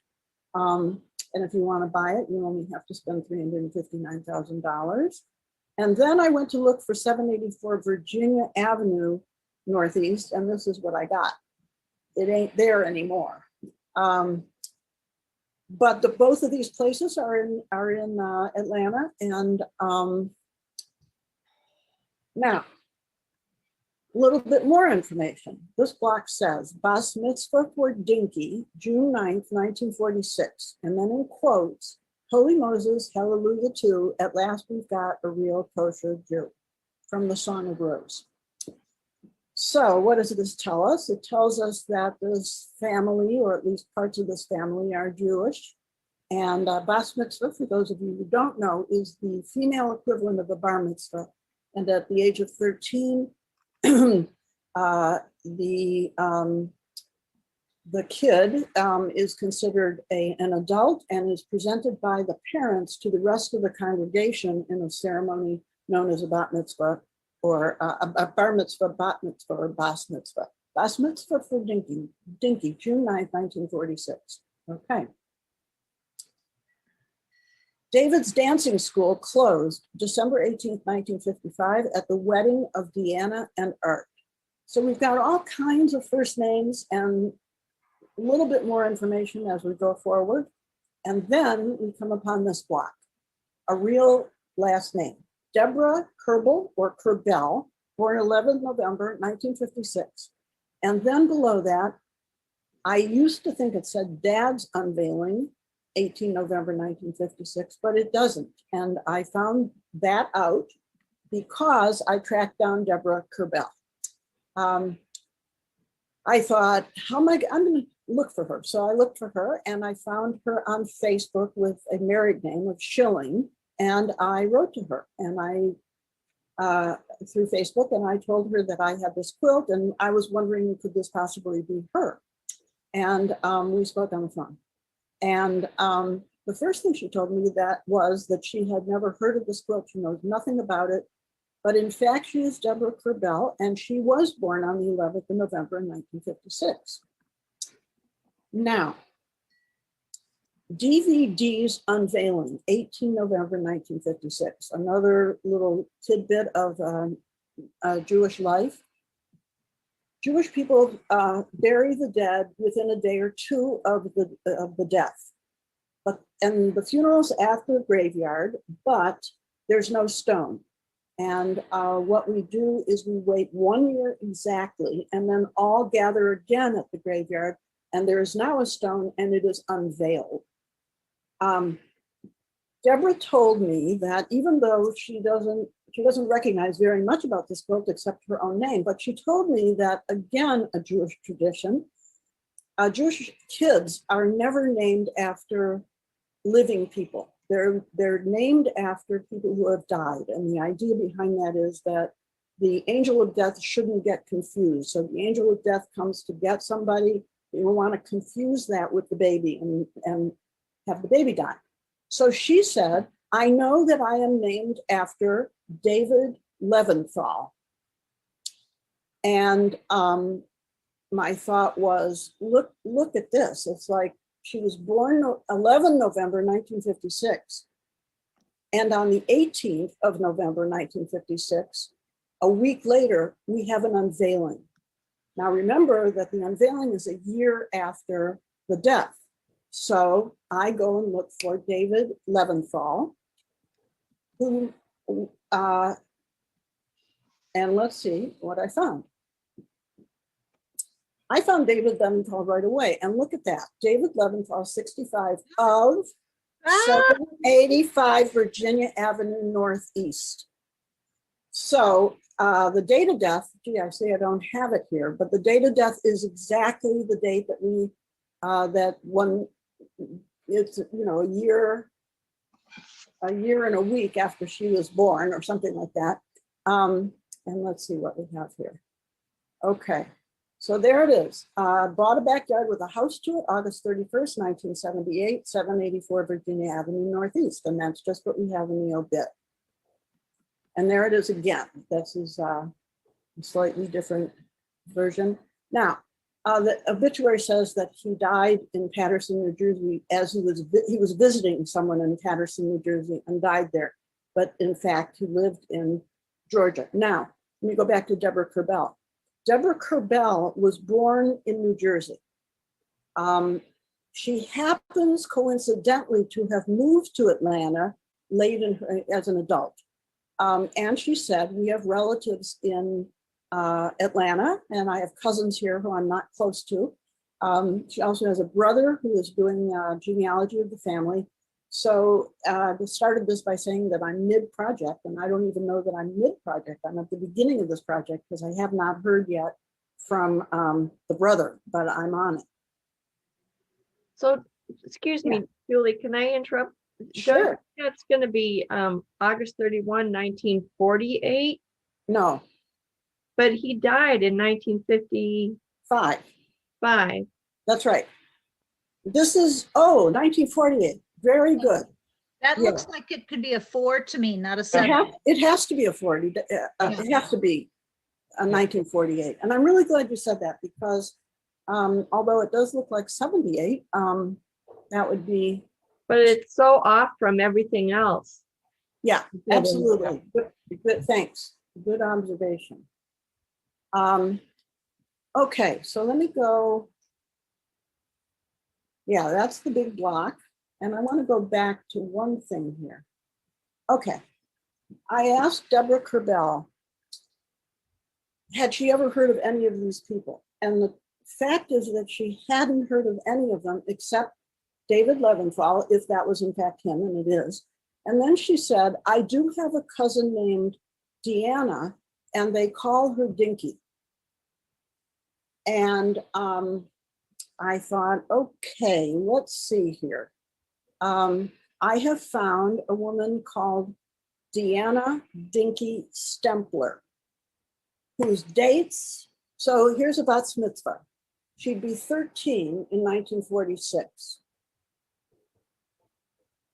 I found this woman, Deanna Dinkey Stempler, who's now 88 years old. I haven't found her. I found her on paper. I'm still going to find her. But she was born in 1932. So that makes her just 14 or something in 1946, if it's the right person. I have found who I think is her son. I looked at her husband's obituary, and I think I have found her son. He's a lawyer, but he too hasn't gotten back to me. But I think I may have found Dinkey. And to go back even further, what did I do here? Hold on, folks. Hope I'm not. What happened to the wedding of? All right, let me just go here. You had the wedding Of of Deanna and Deanna Art. and Art, 12/18/55, Yes, and that's the one I December looked. 18th. There you go. Nope, that's not it either. No, But we- back one. Ah, excellent. There it is. Thank you. Oh, boy. So glad I have you guys. David's dancing school closed. David, this may be the same David as the DVD, we don't know. David's dancing school closed December 18th, 1955 at the wedding of Deanna and Art.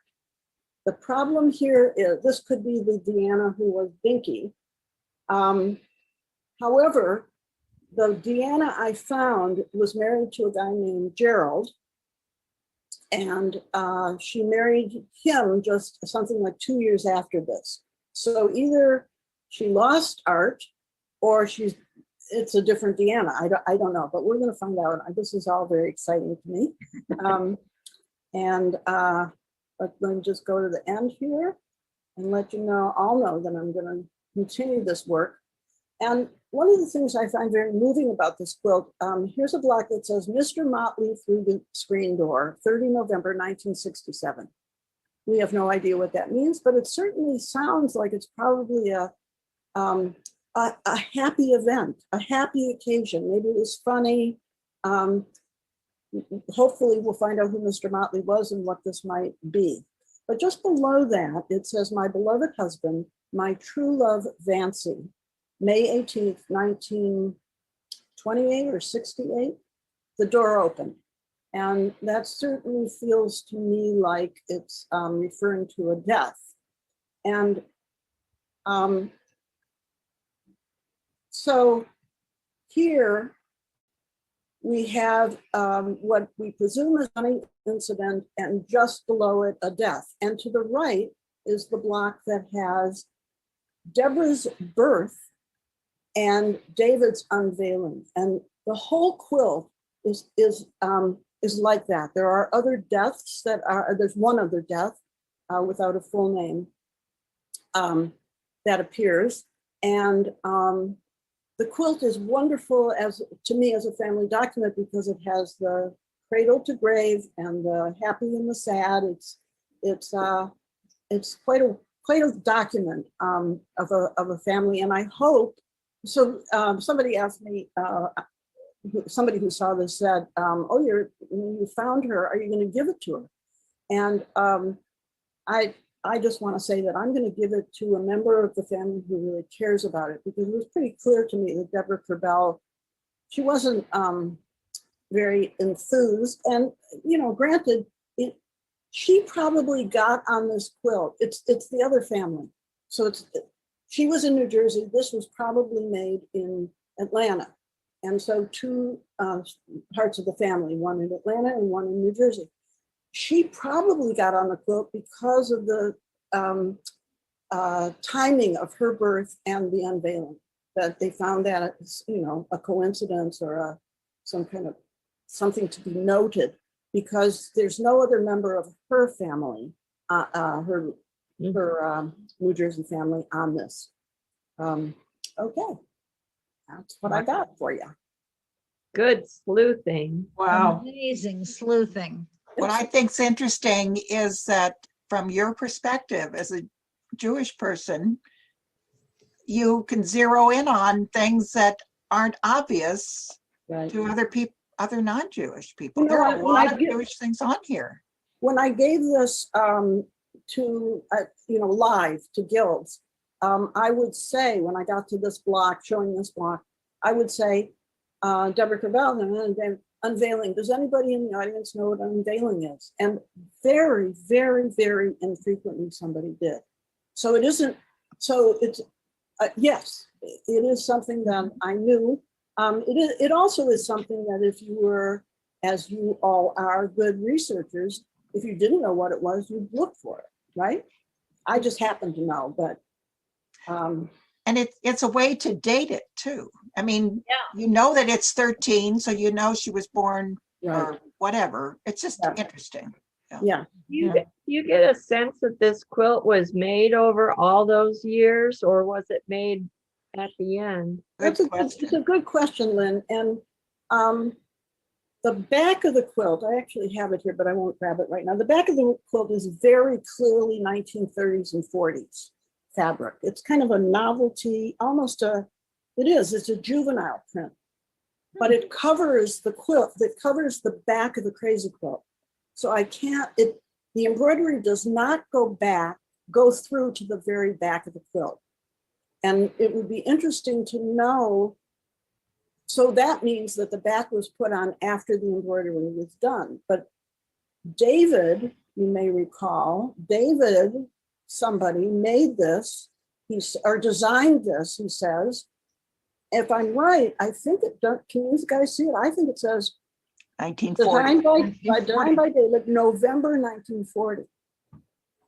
And then the next block says, made by Naomi and Peggy from scraps of Peggy's clothes and given to Peggy to keep her warm. And does that mean that David designed it and Naomi and Peggy made it, or what? I'm going to find out, you guys. Stay tuned. Excellent. Wow. Well, I want to say that Barbara, share your screen. Barbara, take it. Yeah, get your own. well, see, Julie's got to That's- stop sharing her screen. Oh, We'll get us back. I Yeah, want to say here, I don't know where I am. there. There I am. That I saw Julie give this lecture. It's part of her Words on Quilts. Is that it? well, I have this one in America's Funniest Quilts, but I don't show the deaf ones. Well, all right. So I saw it with my friends many years ago, 5, maybe 10, 15 years ago. We were so impressed. We made one of our own. We loved Mr. What's His Name to the Screen Door. So I will have to send that to you, Julie. Oh, please. We did it about 2010, and we did, block after block, but we made the block and added them. I think on yours, it was finished and then the embroidery was added. Yeah. What a good idea. Make a family quilt and then just start adding to it. It's so great. I'm hoping that these know-it-all events that we do will be inspiring to people to make their own things or have new ideas. It's so exciting for me. We want dress pictures. We want family history stories. Stories. Advertisements for bakeries. Label your quilts, please. Yes. So that 50 or 100 years from Although now. it takes all the fun out of it. I'm like, Lynn, if you all labeled, Well, what would we be doing all day? At least give us a few breadcrumbs to work with. Nice name. Right. Yes. that one last name on the quilt, Kerbell, Mhm. got me Yes. as far as I've gotten, and it's going to get me Thank through. goodness. That was Yeah. good. Well, I think the 6 know-it-alls might be done. You know it all. We'll let you know when we do another one.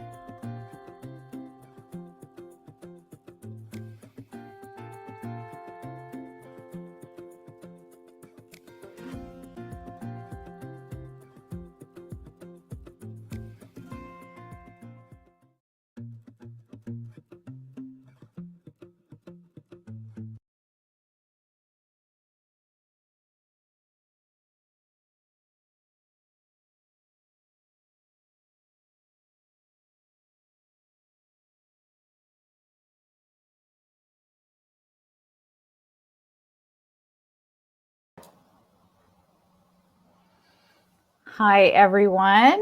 I'm going to start letting the ladies in the room, and we can chat for a minute before our noon hour Eastern time. Hi, Merikay. Hi, Tara. That was good. I watched the whole thing. Hi, Barbara. Oh, Hi. good. I enjoyed it. Yeah. I can't believe Okay, it said notes. Civil War when I meant to say Industrial Revolution. We Why knew that. Why didn't somebody correct me? And I said 1893 when I meant 1898 for the Spanish-American War. Oh, well. Oh, well. Civil War when I meant to say Industrial Revolution. We Why knew that. didn't somebody The correct me? Civil War was 16. And I said 1893 when I meant 1898 for the Spanish-American War. Oh, well. Are we looping When I here? meant to say Industrial Revolution. Why We're did looping. We have to stop looping. Somebody's play. I think, Julie, is that you? You're playing the video on another device or in another window?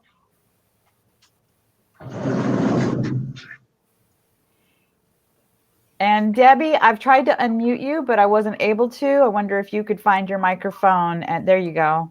Okay. And I'm going to unmute Julie when, or Julie, unmute yourself when you've got that sorted.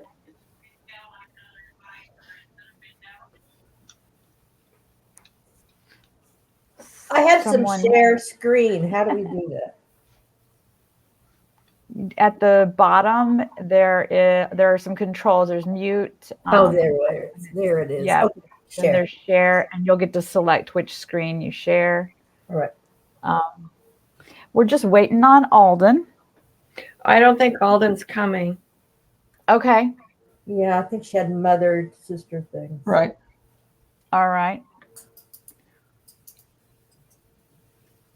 Well, then, Tell me when to put my mending down. I don't think well, we're ever. live right now. So, Oh, yeah. now would be good. Now it's fine. Good.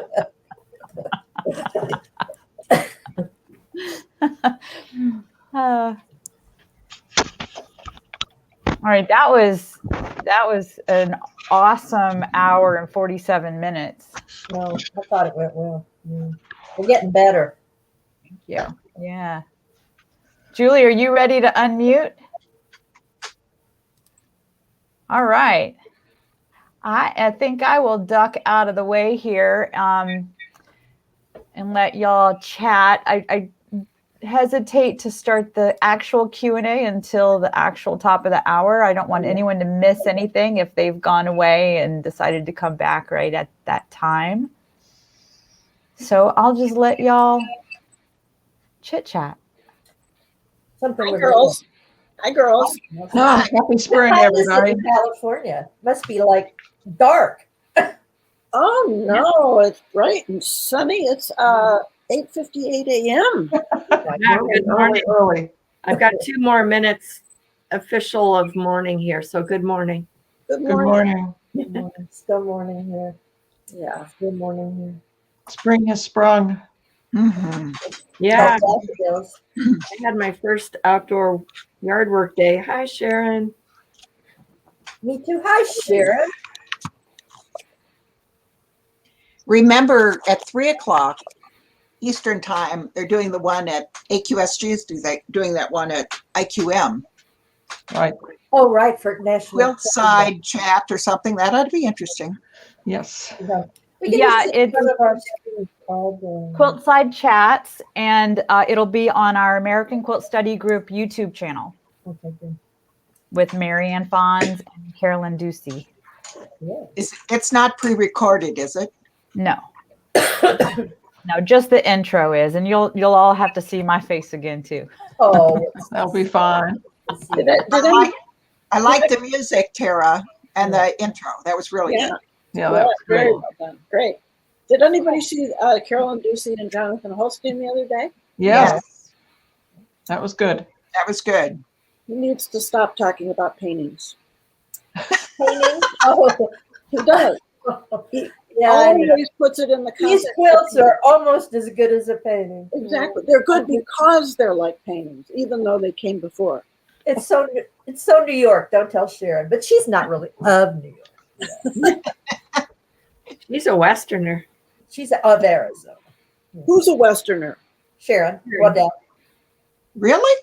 Yeah. Oklahoma or Arizona? Arizona. One of the one of those Olaf from the middle of the country. Yes. So are we going to have a chance to update or do Sure. something like that? It's done. It's in Why the not? can. It's in the can, It's isn't in it? the can. No, but I mean, oh wait, I remember Barbara, I had those pictures. Well, Well, you're welcome what I'm to. gonna do. I'm going to show That'd be- Alden what Cretan is. You know, Yeah. Alden's Alright. problem. Oh, she's not even here, but she can watch this. Alden's she's got family stuff today. Problem is she's only allowed to collect, you know, that's the policy before a certain period. So she knows nothing about tacky Cretans. She never sees them. And good for her because sometimes they're so tacky. So I had some pictures of some Cretans because she had a question about that. And then I have a picture of the word quilt that we made after we heard Julie give the Oh, lecture. yay. Missed Yay. for somebody through the screen doors. Are we live? Tara, are we live? Yes, we are live. Oh, hi, everybody. Hello. And so, do you want to do that sharing now, Barbara, or would you like to go Oh, ahead yes. and start questions? Yes, let me. I haven't used this method, so we'll see. Okay. Share Well, we screen do have a here. few questions in the chat. When you're ready, just signal to me. I'm going to Okay, leave. so where is? Let's try application window. I'll try Chrome tab. And, you know, we're not used to this particular. Yeah, there it is. There it is. Share. Shall we explain why Alden is busy Well, everywhere? she had family things. All right. So can you see that ad? No, Yeah. Yeah. here it comes. There. Okay, so what, and you probably have to have this a lot bigger to make it work. Oh, geez. So I don't know what I'm doing here, but anyway, I'll keep working on that. You keep talking. In fact, why don't you talk about the questions and I'll work on my screen share. See, Sharon says she's from Arizona. Arizona. What? Yeah, Give us a question, Tara. give us a question. Question. This question came from Carla, and it was for Merikay during your presentation. Okay. About the Lily Harvey quilt, could she possibly have been bedridden? I looked up the dates and, okay, this horrible divorce that I mentioned went on. And then her husband, the bigamist, died in 1893. So Anne, the mother, was alone with Miss Lily, her daughter, from 1893 to 1906. And Anne died at age 85, the mother. So that's not a bad, thought that maybe Anne was bedridden and was working on this. She was born in Liverpool in 24, I think, was when she was born. Not, anyway, she was born in the I early want to say something about the label. Remember on our last know-it-alls, Julia had a quilt that had a label, and it had just the street address, just like yours, with no city. Yours said city. That's because she entered, I would guess she'd entered in a show and she wanted it back.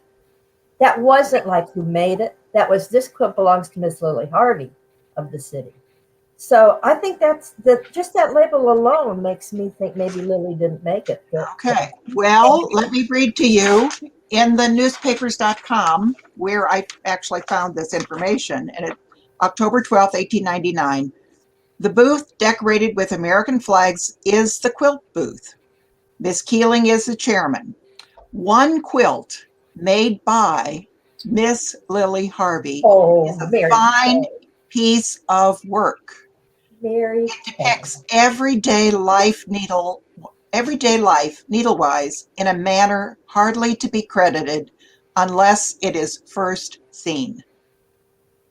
Good find. There you go. So Well, but the reporter might have been just taking the information from what he saw on the tag. So, but the important thing is that here is that we shouldn't assume that a label on a quilt with the maker's label. We know that there are labels on quilts by the owner of the quilt who didn't make it, but who lent it to a show. So we don't know for sure, but we know that both things happen. The maker signed it, or and the owner of the quilt also sometimes put a label on. I did check I compared the writing on the label and something else that she had signed in his court papers, and it is the same. So she actually wrote her name on that label, but Lily did, yeah, the daughter. So, but I really do think that Anne is the one who made that. I think it, like they said, it was a kind of a thing to do in the late, like Lynn said, it was kind of a hobby to do that. But looking at the work, I mean, it's very similar, Barbara, to the one, was it Ann West quilt that you mentioned at the Victoria and Albert, the one you just showed briefly? Oh, yes, 1820. Yeah.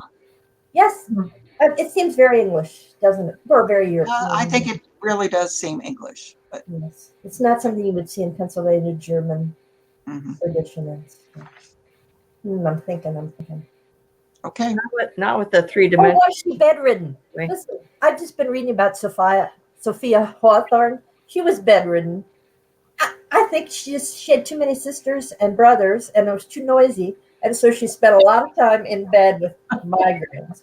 And bedridden was a really good, convenient 19th century escape. So, and then also, was she bedridden, or did she just love to sew? As people like me and Lynn have our sewing with us all the time. And 75 years, you can accumulate a lot if you never stop. So I don't know. Well, and speaking of Lynn, we have a comment for you, Lynn, from Bunny. Oh, excuse me, that's the wrong one. It's this one. Well, according to the author of the book I was referencing, it is yards. And that is generally understood, when, for instance, the Bolton coverlets, if you're familiar with those ones that are often, they were inspirations for the candle wicking with the white loopy wefts woven in to create the pattern. If you look at those, there's a code along the edge on those as well. And part of that code is the width of the coverlet. And again, it's in a fraction of a yard on those as well. So it is yards, not meters. What does that suggest then that this was fabric that was going to be exported to America if it was in yards? Not necessarily at all. No. No, I think they were just, still old fashioned. When did meters come in? Late. Yeah. Well, I thought, I made a note this time that you said 1831, that excise tax was stopped. And I think that's a very good date to remember, because I have some chintz yardage and 12 yardage that has those on the edge. And that helps me date them, then I can say probably before 1830. Mm-hmm. So I made a good note. 1831, kids, write that down. And then also, Lynn, regarding the mommy cloth you read about, Right. Terry. Unbleached, plain, woven, heavy linen. Oh, interesting. Made in imitation of the ancient cloth. What does that mean? Coarse, probably. Okay. Or so primitive, as we say on eBay. Yeah. Okay. Oh, great. That's the same thing with the Cretan. It was sort of echoed primitive, old-fashioned, badly done stuff. There's Pepper. Hi, Pepper. Hey, Pepper. It's nice to see all our friends. I know. These are all my friends. Yeah. We're going to see each other at AQSG in August. Oh, we hope. Yeah. Let's see. So just a reminder for everyone watching, if you have a question or comment, pop that into the comments below in either YouTube or Facebook, and those will come through. And let's see. Oh, Pepper has a comment about color blindness.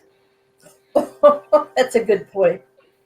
Yeah, it runs in my family. All the men in my family are colorblind. My husband. I got something to tell you guys who don't know it. All the men in my family are colorblind, and so am I. I'm a red, green colorblind. Colorblind is not the right term, because there's very, very few people who can't see color but only can see black and white or shades of gray. But I have red, green, as do all the men in my family. It's a sex-linked characteristic. Right. So, if you have, let's call color blindness damage for a minute. If you have a damaged X in the company of a healthy X, you're a carrier, which my mother must be, because I got a damaged X from my mom and a damaged X from my father. And so in two damaged X's, that's why it's so rare in women, because you have to have two.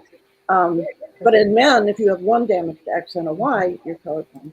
So I know I see colors differently than other people, and I won't tell you why, but I can name all colors correctly. I see them. A good first grade teacher. I want to speak up for us. Yeah. So one time when we had Mary Strickland's quilt, we would sometimes put quilts up on the wall to kind of study them, and we got a red and green Mennonite, Pennsylvania Mennonite quilt, and it was just two solid colors, red and green. And everybody who was looking at the quilt almost threw their hands up to their eyes, because it was so optical and there was so much movement. And to me, it looked absolutely flat. Huh. Wow. So I know that I see colors differently than you people, but I can name them all. My nephew, who I'm not related to, step nephew, is, I think, black and white, gray, colorblind. And we didn't figure it out till he was about 17. When he was wearing one red sock and one other color sock. We thought he was being cool, but he didn't notice that. So it's interesting to watch him.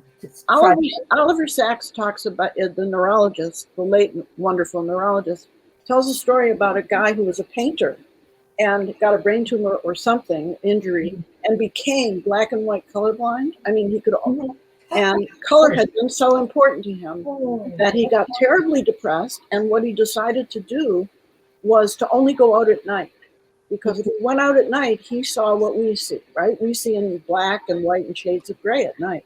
And then he started eating only white food, because think about it. You got a plate of cantaloupe in front of you and it looks gray. You got a broccoli and it looks gray. Anyway, I thought that was really interesting. Poor guy, you know, he once knew what color was, and then all of a sudden, no more. A scary story. Now, I have one more thing to say on the sexling thing. There are women who have extra color. I have many friends like that. Remember, Anita, we'd sit there and watch Carol and some of those people. Their width of color is just amazing. And they are called, I think, tetra something. They have 4 when the rest of us have 3. And that's very female linked and makes you very jealous if you don't have it. Yeah. And that's true of super tasters as well. They have more, they can taste more than average people. They have more cells or whatever it is. Yeah. Okay. Well, Julia, This is what happens on Monday nights. yeah. And pretty soon it's time to quit. So did This comment is from Jean Odom, Julie. Yeah. I haven't, and I certainly will. Yes, let's see what that, I guess that would tell us if they lived at those addresses when they died. Is that correct? Is that what I would find? Well, I would confirm when they were purchased and all that. Somebody had earlier posted family, more family information for you, Julie, too. Did you see that? Yeah. Did you see that one, Julie? the Alabama one? I can pop that back in. Well, this gives me an opportunity. Oh my God, isn't this incredible? Wow. So there's an Alabama. There's an Alabama Connection. relation. Wow. I know Cindy does a lot of genealogy work, so she's a good person to know for that kind of thing. Oh, this is great. I can't wait to go further. Let me go back to the Jewish thing for a minute, because I want to correct a big, huge error I made in something that was published. Can you go back to that Jewish comment? Yeah. So this one.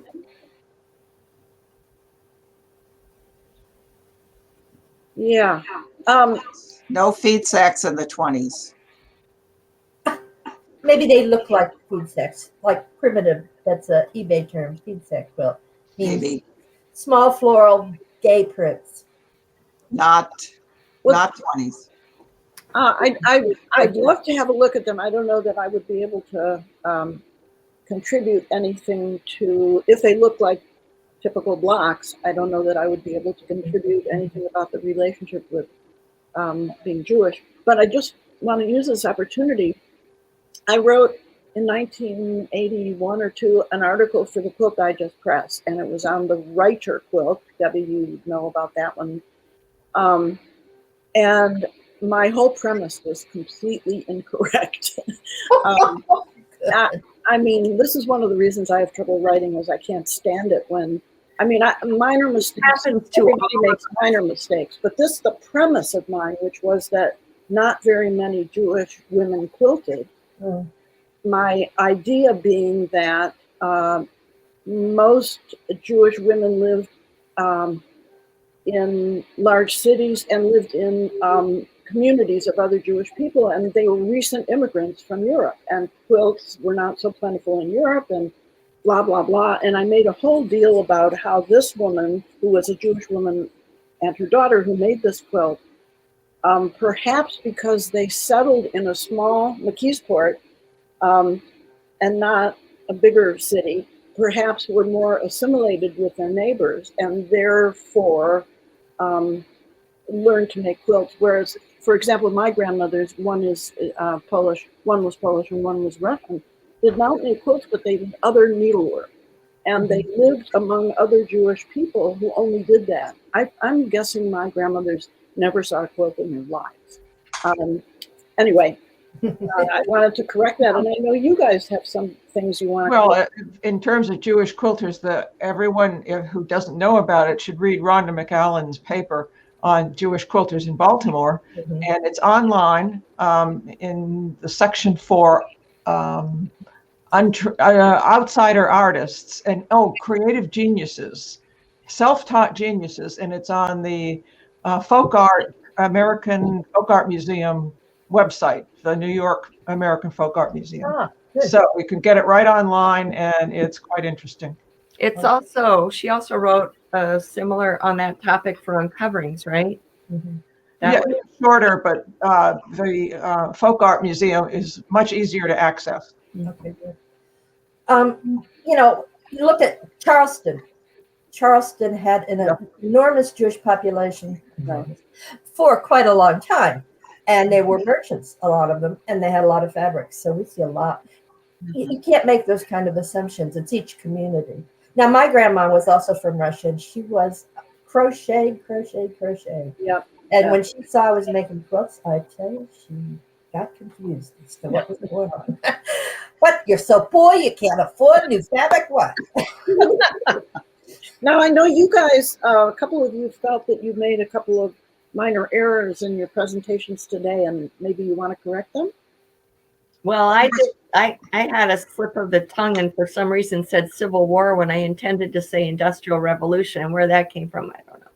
But I meant Industrial Revolution. Go back. And Merikay, you Oh, this Camp Poland, that was an encampment outside of Knoxville. It's a really interesting thing because it was set up for the Spanish-American War. And I think I said 1893, but it's 1898 is the date on that. Well, Terry wants to know more about Cretan. I'm not being able to pick up my pictures.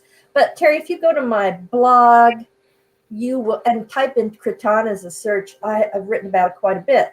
It's what it was chintz, big, and we're talking just furniture scale prints as opposed to dress scale prints.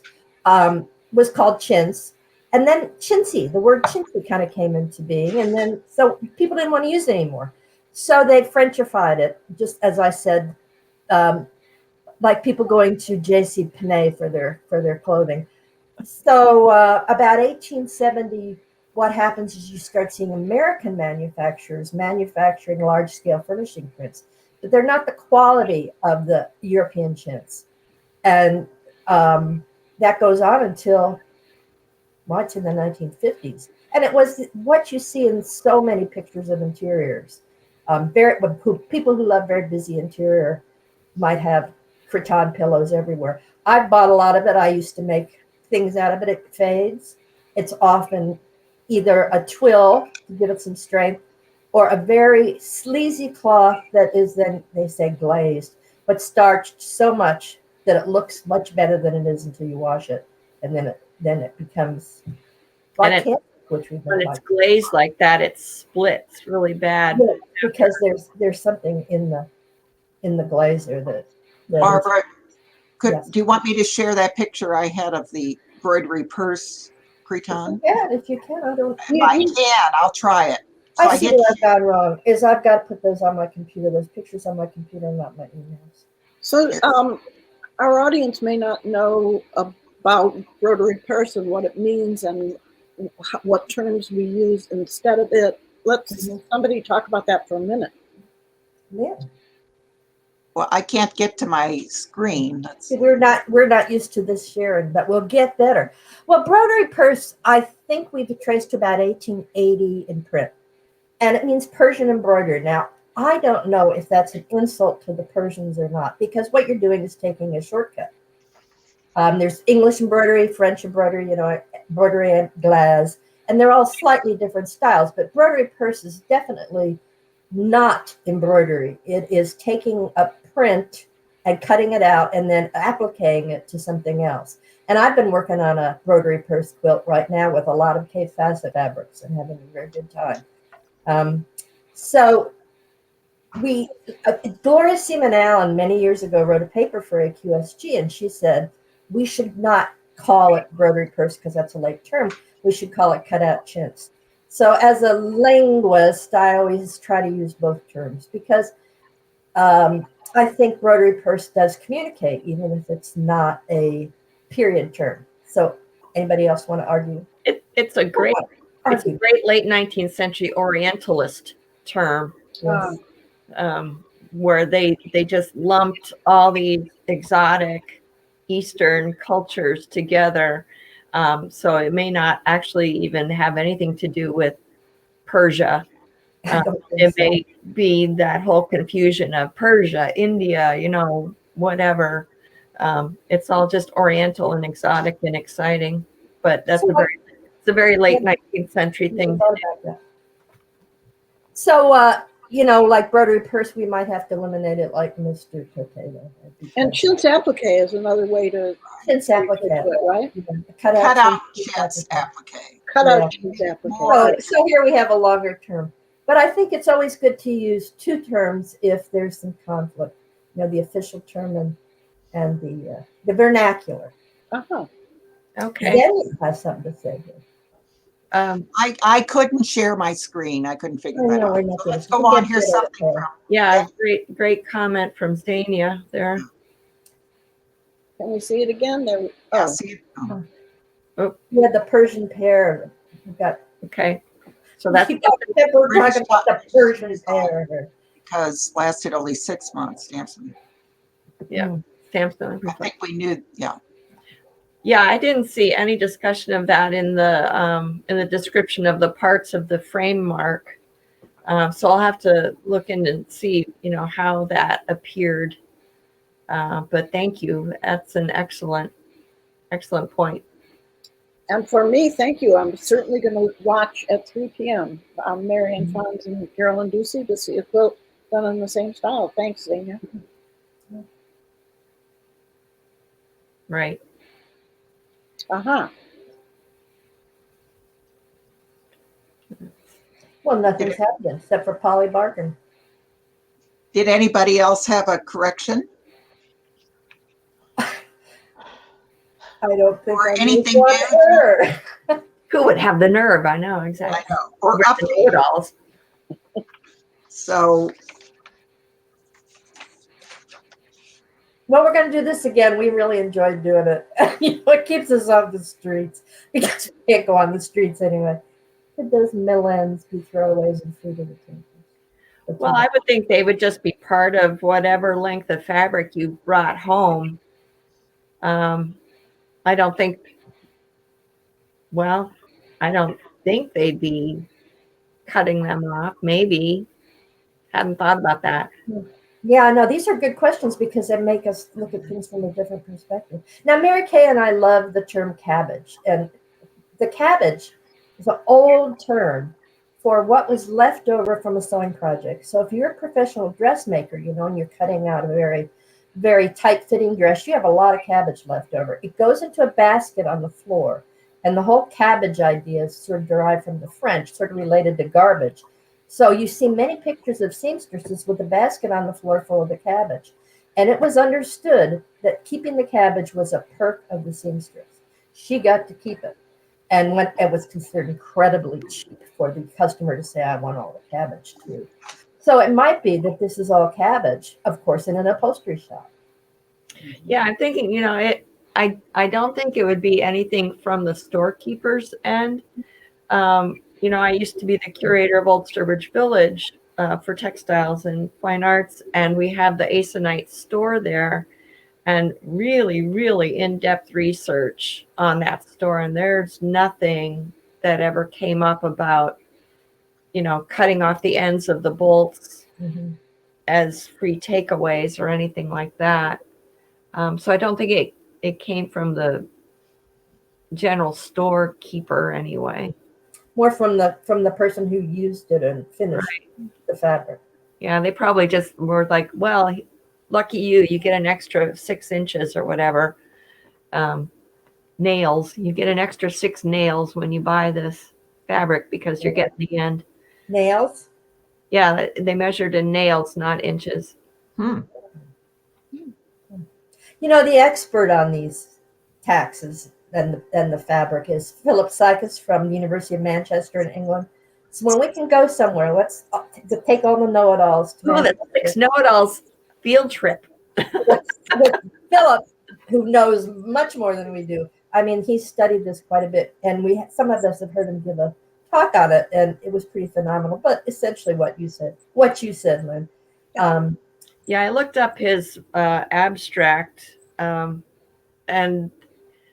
he was really going off in a different direction. And I discovered this amazing resource where I called up his paper that he published on this. You can get it online, and it's called academia.com. And ever since then, they have been mailing me academic papers on textile subjects. Like every day I get another paper or two by these scholars. I'm like, wow. So look up Philip Sykas. It Sykas, I believe. Right. It does go in a different direction and much more scholarly and in depth than what I can do in 10 minutes for the KIAs. But yeah, look up academia.com. You know, Lynn, I sometimes get emails from them that tell me that there's an article with my name in it. Well, cool. I've never followed it up because they tell me the name of the article, and it doesn't. It may be another Julie Silber or something. But that was interesting. Yeah. Yeah. Cool. Well, Pam Weeks wants to go with us. She Yeah. I'm getting all right. We can all go. It's a virtual trip, kids. Yes. Yeah. Yes. The more the merrier, Pam Weeks. Come on, let's go.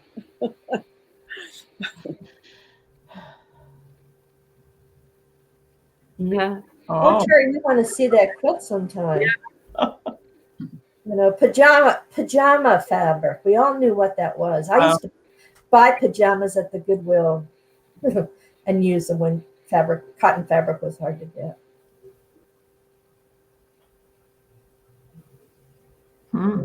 Millens. Yeah. And as kind of a tribute quilt, in my name, my guild gave a quilt like that to the History Museum. It was made in a textile mill close by, and they made the ribbon, the little salvage in the back of your pants, you know, when you put the little label, and they were printed, not printed, but woven on these long ribbons. And then they were rolled up and you cut them off. So that textile mill's product went to a dress factory or some kind of pajama factory. Oh. So they would have the ribbon factory make them, sent to it. Anyway, so this woman who made quilts was at the machine at the end of the ribbon, and she was like the quality control person. And any that she saw that didn't meet they were folded up and put it in some kind of package. She would clip them off and they'd drop on the floor. And so she would take those home and make quilts out of them. She must have made 10 of them. And so and they're big. So it's wonderful. They're all these little trademarks. So they hung it at the museum during the same time that the Lily Harvey quilt was up. They were showing some of their masterpieces from the whatever. The kids adored this label thing. They would go up close. It was like graphics, you know, and they could recognize some of the names, the funny names of the different, you know, underwear. It was underwear and pants and sporting stuff. It was made in the 80s or 90s. Didn't Laura Fisher do a book or an exhibition about quilts related to garment? She's had some quilts made of old labels and also linings of hats. Right. I don't know if she did an exhibition, but I know that she did something. I hope it was a book, but I'm not sure. Yeah. You know, Merikay, one of my favorite quilts of all time is in your book your Tennessee book, and it's flour sacks that the woman has embroidered all of the fancy graphics and the logos to make them stand out, and then just put them together with sash, and it's just terrific, and it's just the most common fabric you can possibly find. That was owned by Rod Kirchhoff. When it Wonderful. was, when we photographed it. Yeah, Yeah. I love that. And I like to point out in that one, there we go. I could date those trademarks to the 30s, and there was not one flowery little print in there. You know, those are white sacks, white cotton sacks that had a label printed on them. Interesting graphics. Sometimes they're multicolored, often they were multicolored. But when you washed them, you tried to get that trademark out. That particular woman decided to So great. embroider around them and then put them all together. And they came from a variety of areas around the country.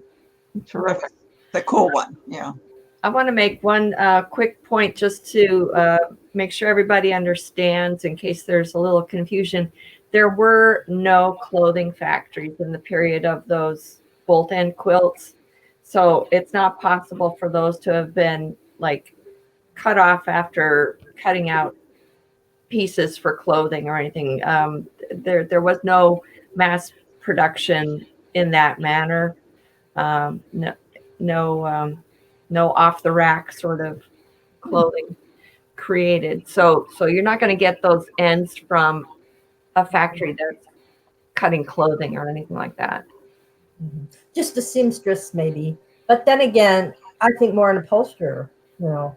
Yeah, I think Those are not upholstery fabrics. Oh no, they're not. Well, then a seamstress maybe. I mean, we're speculating. When did clothing factories then appear? What would you have a date? I always think of Civil War, post-Civil War. Well, sure. Civil War was the beginning of sizing, you know, standardized sizing for men and that sort of thing, where you could do that. So it's really post-Civil War for men. Women's where really, you know, you could get mass production of looser fitted sort of things, but women's clothing was so closely fitted until like after World War I or around the World War I period. It was still very much a custom made industry until you know, the 19-teens, 1920s. But you could get things like house gowns and coats and that sort of stuff mass produced. In the Sears. You can see them in the Sears catalog. Right. Loose. Exactly. Mother Hubbard's. Right. Yeah. I didn't really care that much about the fit. You could get other things and maybe, you know, alter it at home or something. Yeah. I'm always looking for the commercial source of quilt making. And I really do believe that the advent of those factories cutting fabric up and then having leftovers, factory cutaways, really contributed to a lot of styles in the 1880s, such as crazy quilts, and then string quilts in the South, and various other pieces that made them extra small, small scraps that were sold or given away.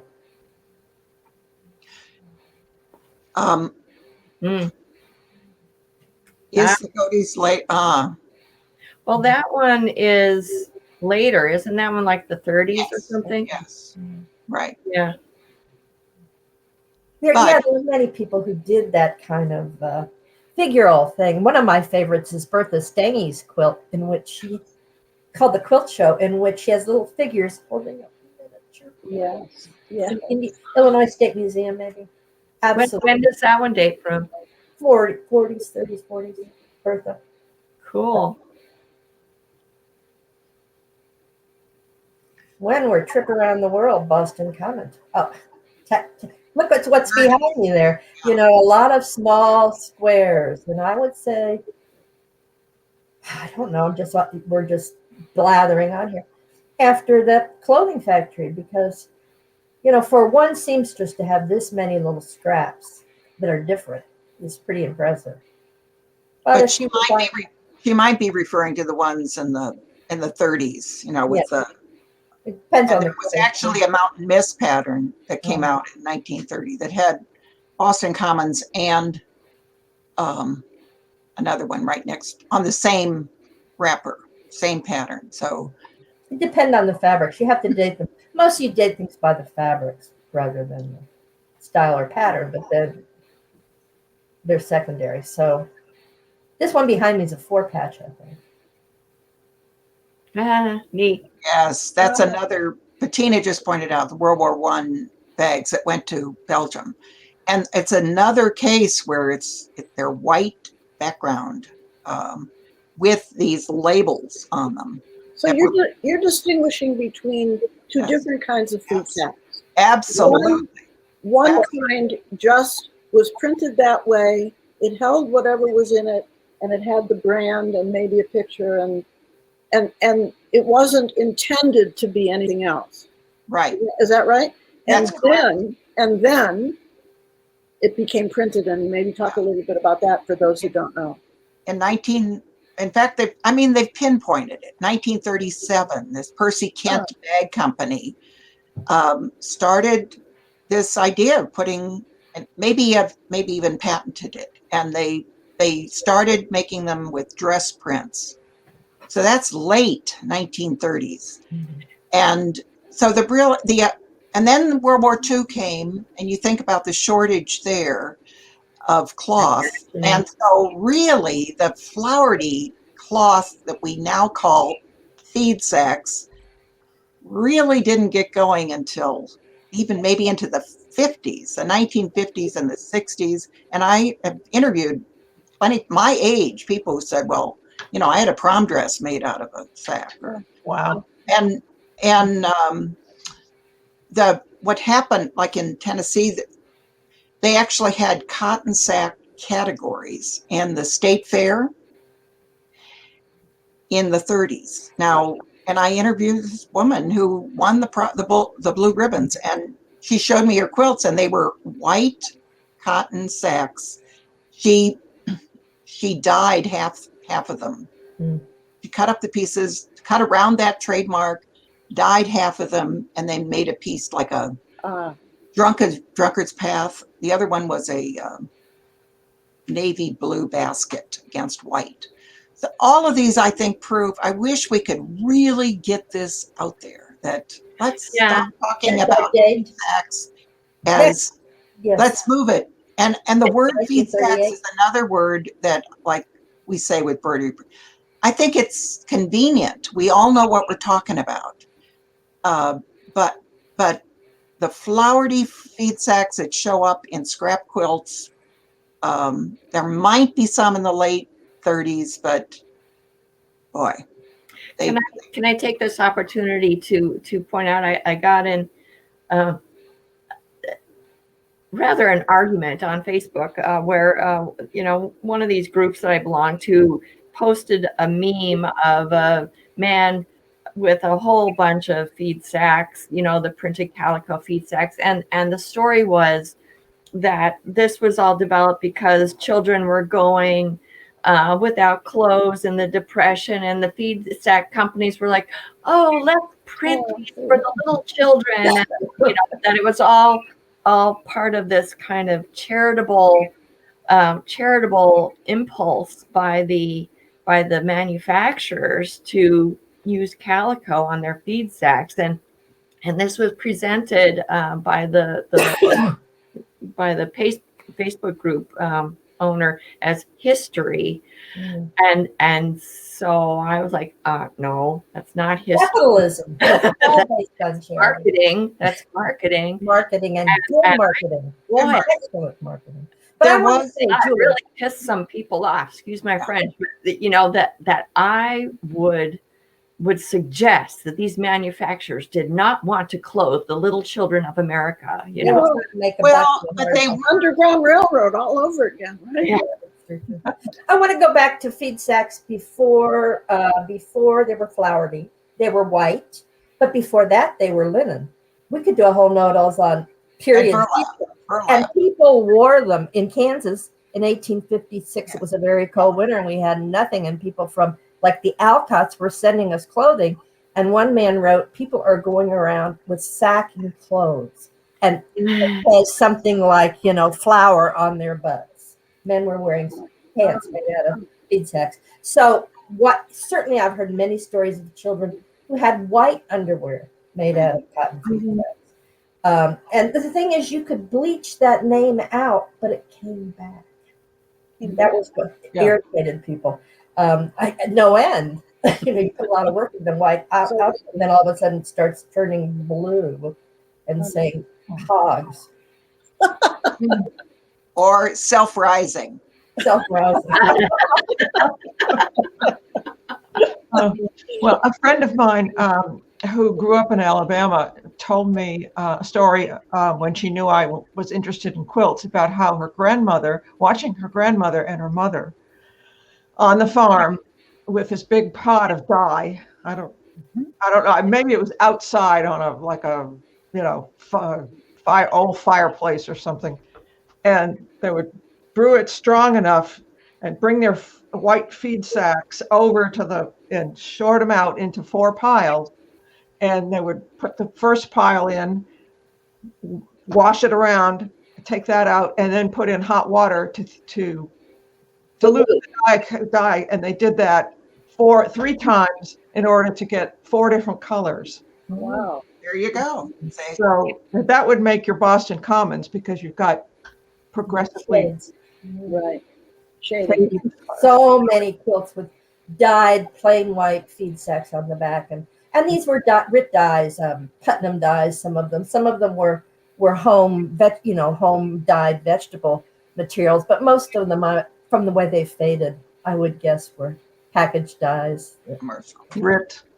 I wish I could share my screen, because there's another crazy quilt in the Lily Harvey family. And it is a typical kind of Victorian one. Lots of shiny, lots of typical, and lots of initials. And one of the things on there, whoever it was, cut out the lining of a shoe. It's kind of a silk lining inside. And it says, it has a name of a factory on it. And I looked it up, and it was in Knoxville on Gay Street. So and then there's another name on there of a attorney in Knoxville. And the mother's initials are on there, the father's initials, the bigamist. Merikay, if you'd like to email that to me, I can share it. If you're able to get to your email from here, I can pop it in the share. Now we can always put up our lost pictures on our Quilt History and Textile Facebook page too. So things we weren't able to show will pop up there later. Yeah. Yes, I mean, people kept talking about our poor aunt. I mean, it was just so embarrassing to not have store-bought on.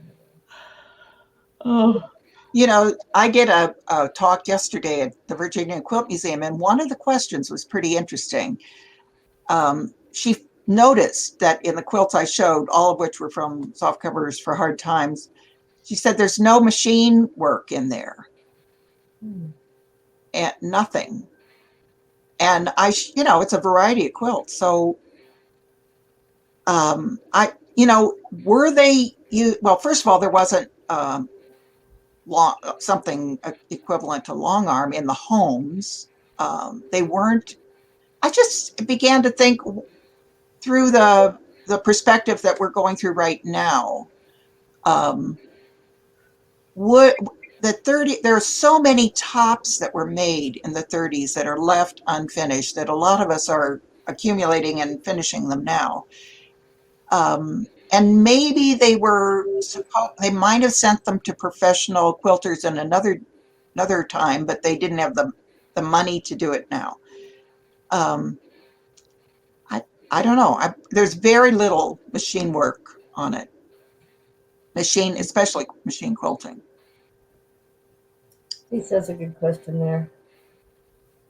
But professional, Barbara, didn't you show a woman at a machine with a It's quilt? called a jig that went on your home sewing machine that was sort of a big square. And then the jig could do, as they got better at mechanics, could do patterns, not like today, but spirals or something. So you can look back and find advertisements, I guess, in the 40s for machine quilting. Lisa says she has embroidered feed sack labels quilt too. There's someone just sent me a picture of a man today who is taking toile fabric, our new toiles, and then he embroiders over them, which is they're really fun. I wish I could think of his name, but of course I don't. But I'll put that up on our Facebook page too. And it's kind of appealing. You think, well, this would keep me busy. Like you're not already. Yeah, well, it's basketball season, kids.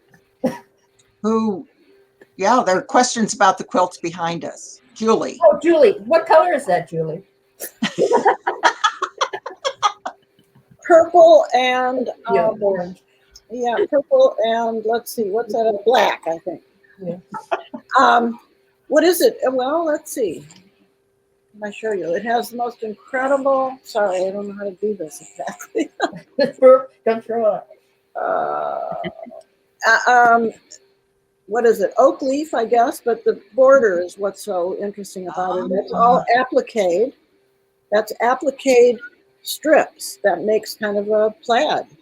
And as you can see, the oak, what I don't know what that is. Is it an oak leaf? I don't know. But it's very, very dense. There's not very much white area, and therefore it's not quilted. It's quilted very well, but that's not the main thing. The main thing is this dense applique with this fantastic border that goes all the way around. If I could share the whole thing, I would. I just actually, Tara, I emailed you a couple of pictures, not this one, but I wonder if you can get the pictures that I sent up, and then maybe you guys can talk about what's behind you. All right, I'll work on grabbing that while you respond to Badge. Are there any other parts of quilt history with more information? Underground Railroad, please. Underground Oh, yes. Where shall we start? Yes. Okay, here, let's go back to the beginning. The majority of people in America, if you stopped them on the street and said, where do quilts come from? They'd say, well, way back in the Pilgrim days or in the, but that's all we had. We were so cold and we had just little pieces and we picked them up off the ground and we put them together and that was a crazy quilt. That's the first one, right? That's the major one. That's not correct. That is misinformation. It was not a thrift medium at first at all. Right, girls? Right. Wilson and Allen wrote a whole article about that in an uncovering many years And Sally Garut, right? Yeah, Sally Garut. She was in her Well, the Sally very first also. one, I think. Right. She talks about how it's the wealthy who made quilts first in America. They read wills, and these were wealthy people who left quilts. And And of course, did not have probate inventories. Right. Yeah. Right. Emulating their European counterparts, the wealthy women emulating their European, or attempting to emulate what they were doing in Europe, right? Well, sorry, I was thinking about feed sacks. Say that again, Julie. Yeah. Or were Americans emulating what they saw in Europe? Oh, yeah. In England, basically. Yeah, especially England, but they made quilts in France. That was quilts in the Italy. Marseille type. Yeah, it was it the first instance that I found in a newspaper, 1712 in the Boston Newsletter. There's a needlework teacher offering French and English quilting. In 1712. Yeah, that's interesting. Now, Mesda has a card file on early American craftspeople, and you can look up quilters, really early colonial days. And there were a lot of professional quilters advertising. You ever use that Mesda card file? I haven't. Museum of Southeast Decorative Arts. Yeah. He's early Southern Decorative Arts. I have used that card file, and it was pretty impressive to see how many people advertised quilting, often men who probably had women working for them. Tara, are we getting close? It's almost noon. Merikay, But I mean, are you getting? No, I was saying, are you getting close to? Yeah. I think so. It won't share that particular photo app. So I'm looking for something else to open it in. Apropos to what Madge is saying, you know, the history of the log cabin quilt is Oh, yeah. debatable. Yeah. I think people have just left it alone, but Yeah. I People in their log cabins on the Kansas frontier. We didn't have any logs. Slaves to You gotta free have a tree to have a log cabin, kids. with their red centers or whatever. Yeah. Yeah. Mhm. It's always interesting to see how a group takes to making patchwork quilts. And we're not just talking quilts, and we're not just talking patchwork, because in England they were rather separate for a long time. But it's sort of an acculturation. mhm. Yeah, it reminds me of like a woman like Mary Gasparic, who came, you know, as an immigrant from Hungary in the early 20th century, and how she adapted her work to quilts. I think, Yeah. yeah. She did a And lot of figures Bertha too. Stange too was somebody. Yes. Bertha Yay. Stange was another Jewish quilter. That's right, another Jewish quilter. So we just need it bigger. So that's a block that I hadn't shown in the Jewish quilt, and this will be also very interesting to see who that might be, and who it was and whose darling it was that died, that was taken from us on this day, March 5th, 1943. Could it be a World War II? Oh, there you go. Could be. Could well be. You've got a lot of interesting research Yeah. to follow. All these little, and oh yeah, there we go. Tobacco. That's one of the world's great quilts. Yeah. You're supposed to disguise the fact that you're. In my talk, of course, I put this up in my America's Funniest Quilts. I put this up, and what do I say? Gee, I wonder what this quilt was made of. You're so funny. She cracks me up. Well, you know, these are little. Now, some of you may not know what a tobacco sack is, but it's a little tiny sack that holds loose tobacco. And I always say, and they collected them from the men, you know, in the family. But then I realized a lot of women used that loose tobacco. Oh yeah. Like they smoke pipes. And I did find a woman who made in one of I think Oregon maybe their project, who had made a lot of quilts out of her own tobacco sacks. These are dyed. Yeah. Going back to the idea of misinformation in American quilt history and thinking about Julie's quilt, you know, when I first saw that quilt, you know, to me, it looked like the sort of quilt that people automatically assume is made by an African American. Oh, yes. That's another big area. Yeah. But here it is. It's a white Jewish family that quilt came out of. So there's another, you know, area that people have a lot of misunderstandings about. If we had a room for our 7th virtual know-it-all, it'd be Quest of Benberry, who always is there behind us saying, don't make those kind of assumptions, please. The color's not great, but that's yeah. Wow. Yeah. You know, what do you know about it? I bought it. Yeah. So that's all I know about it. And at times I put it on my wall. That's what I know about it. I don't even remember where I bought it. And it was a long, long time ago. It's fast. Well, I would say it's after 1880 based on the way the dyes are fading. But, you know, could be earlier, but boy, it's something. What a brilliant, brilliant order, right? Yeah, I mean, just like, it totally makes it. and who would have thought of that? This woman, this wonderful person. Yep.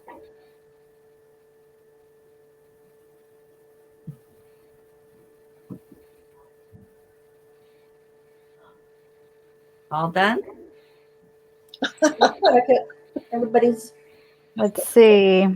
Said everything. I Oh, guess. Pepper Remind has people. something to say about the log cabin. Oh, log cabin schmobbin. cabin schmabbin. Yeah.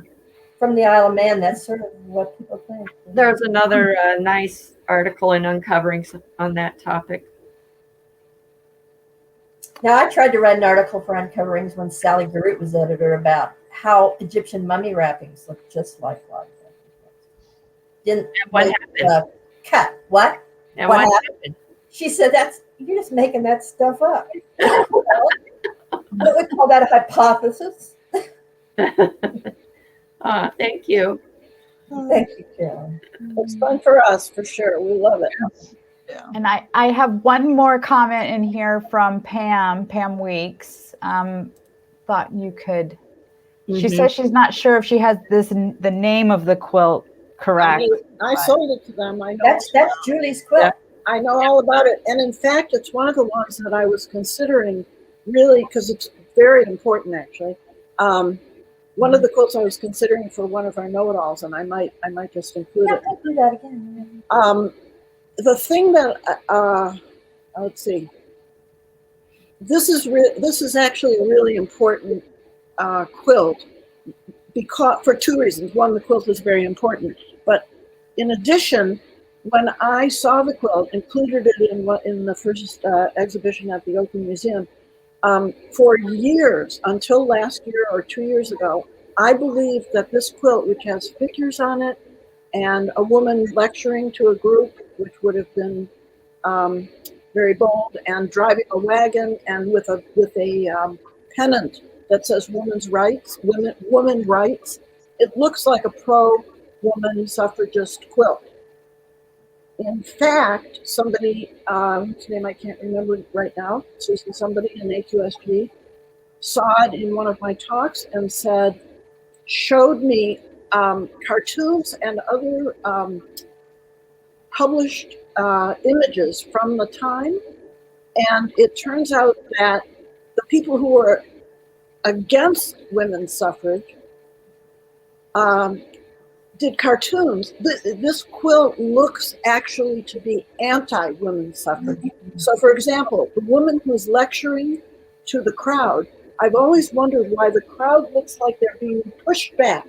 It looks like they're being, and there are several things on there images that look like the cartoons and so on that showed up in the newspapers at the time that were against women's suffrage.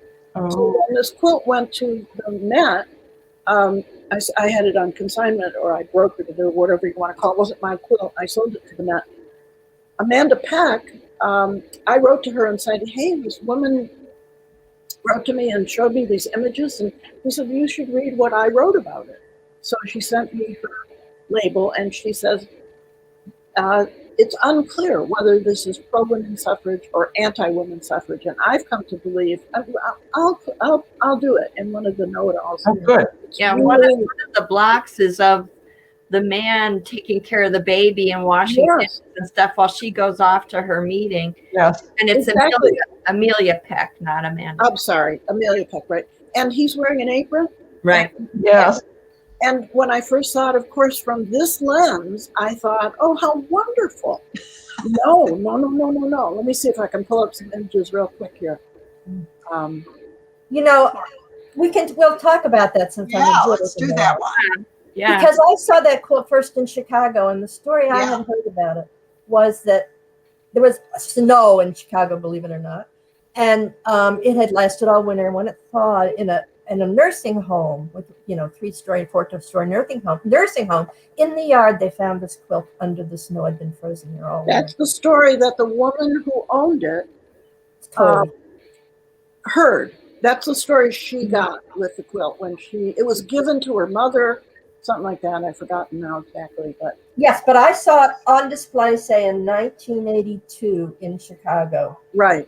from the person who bought it from the woman at the rest home.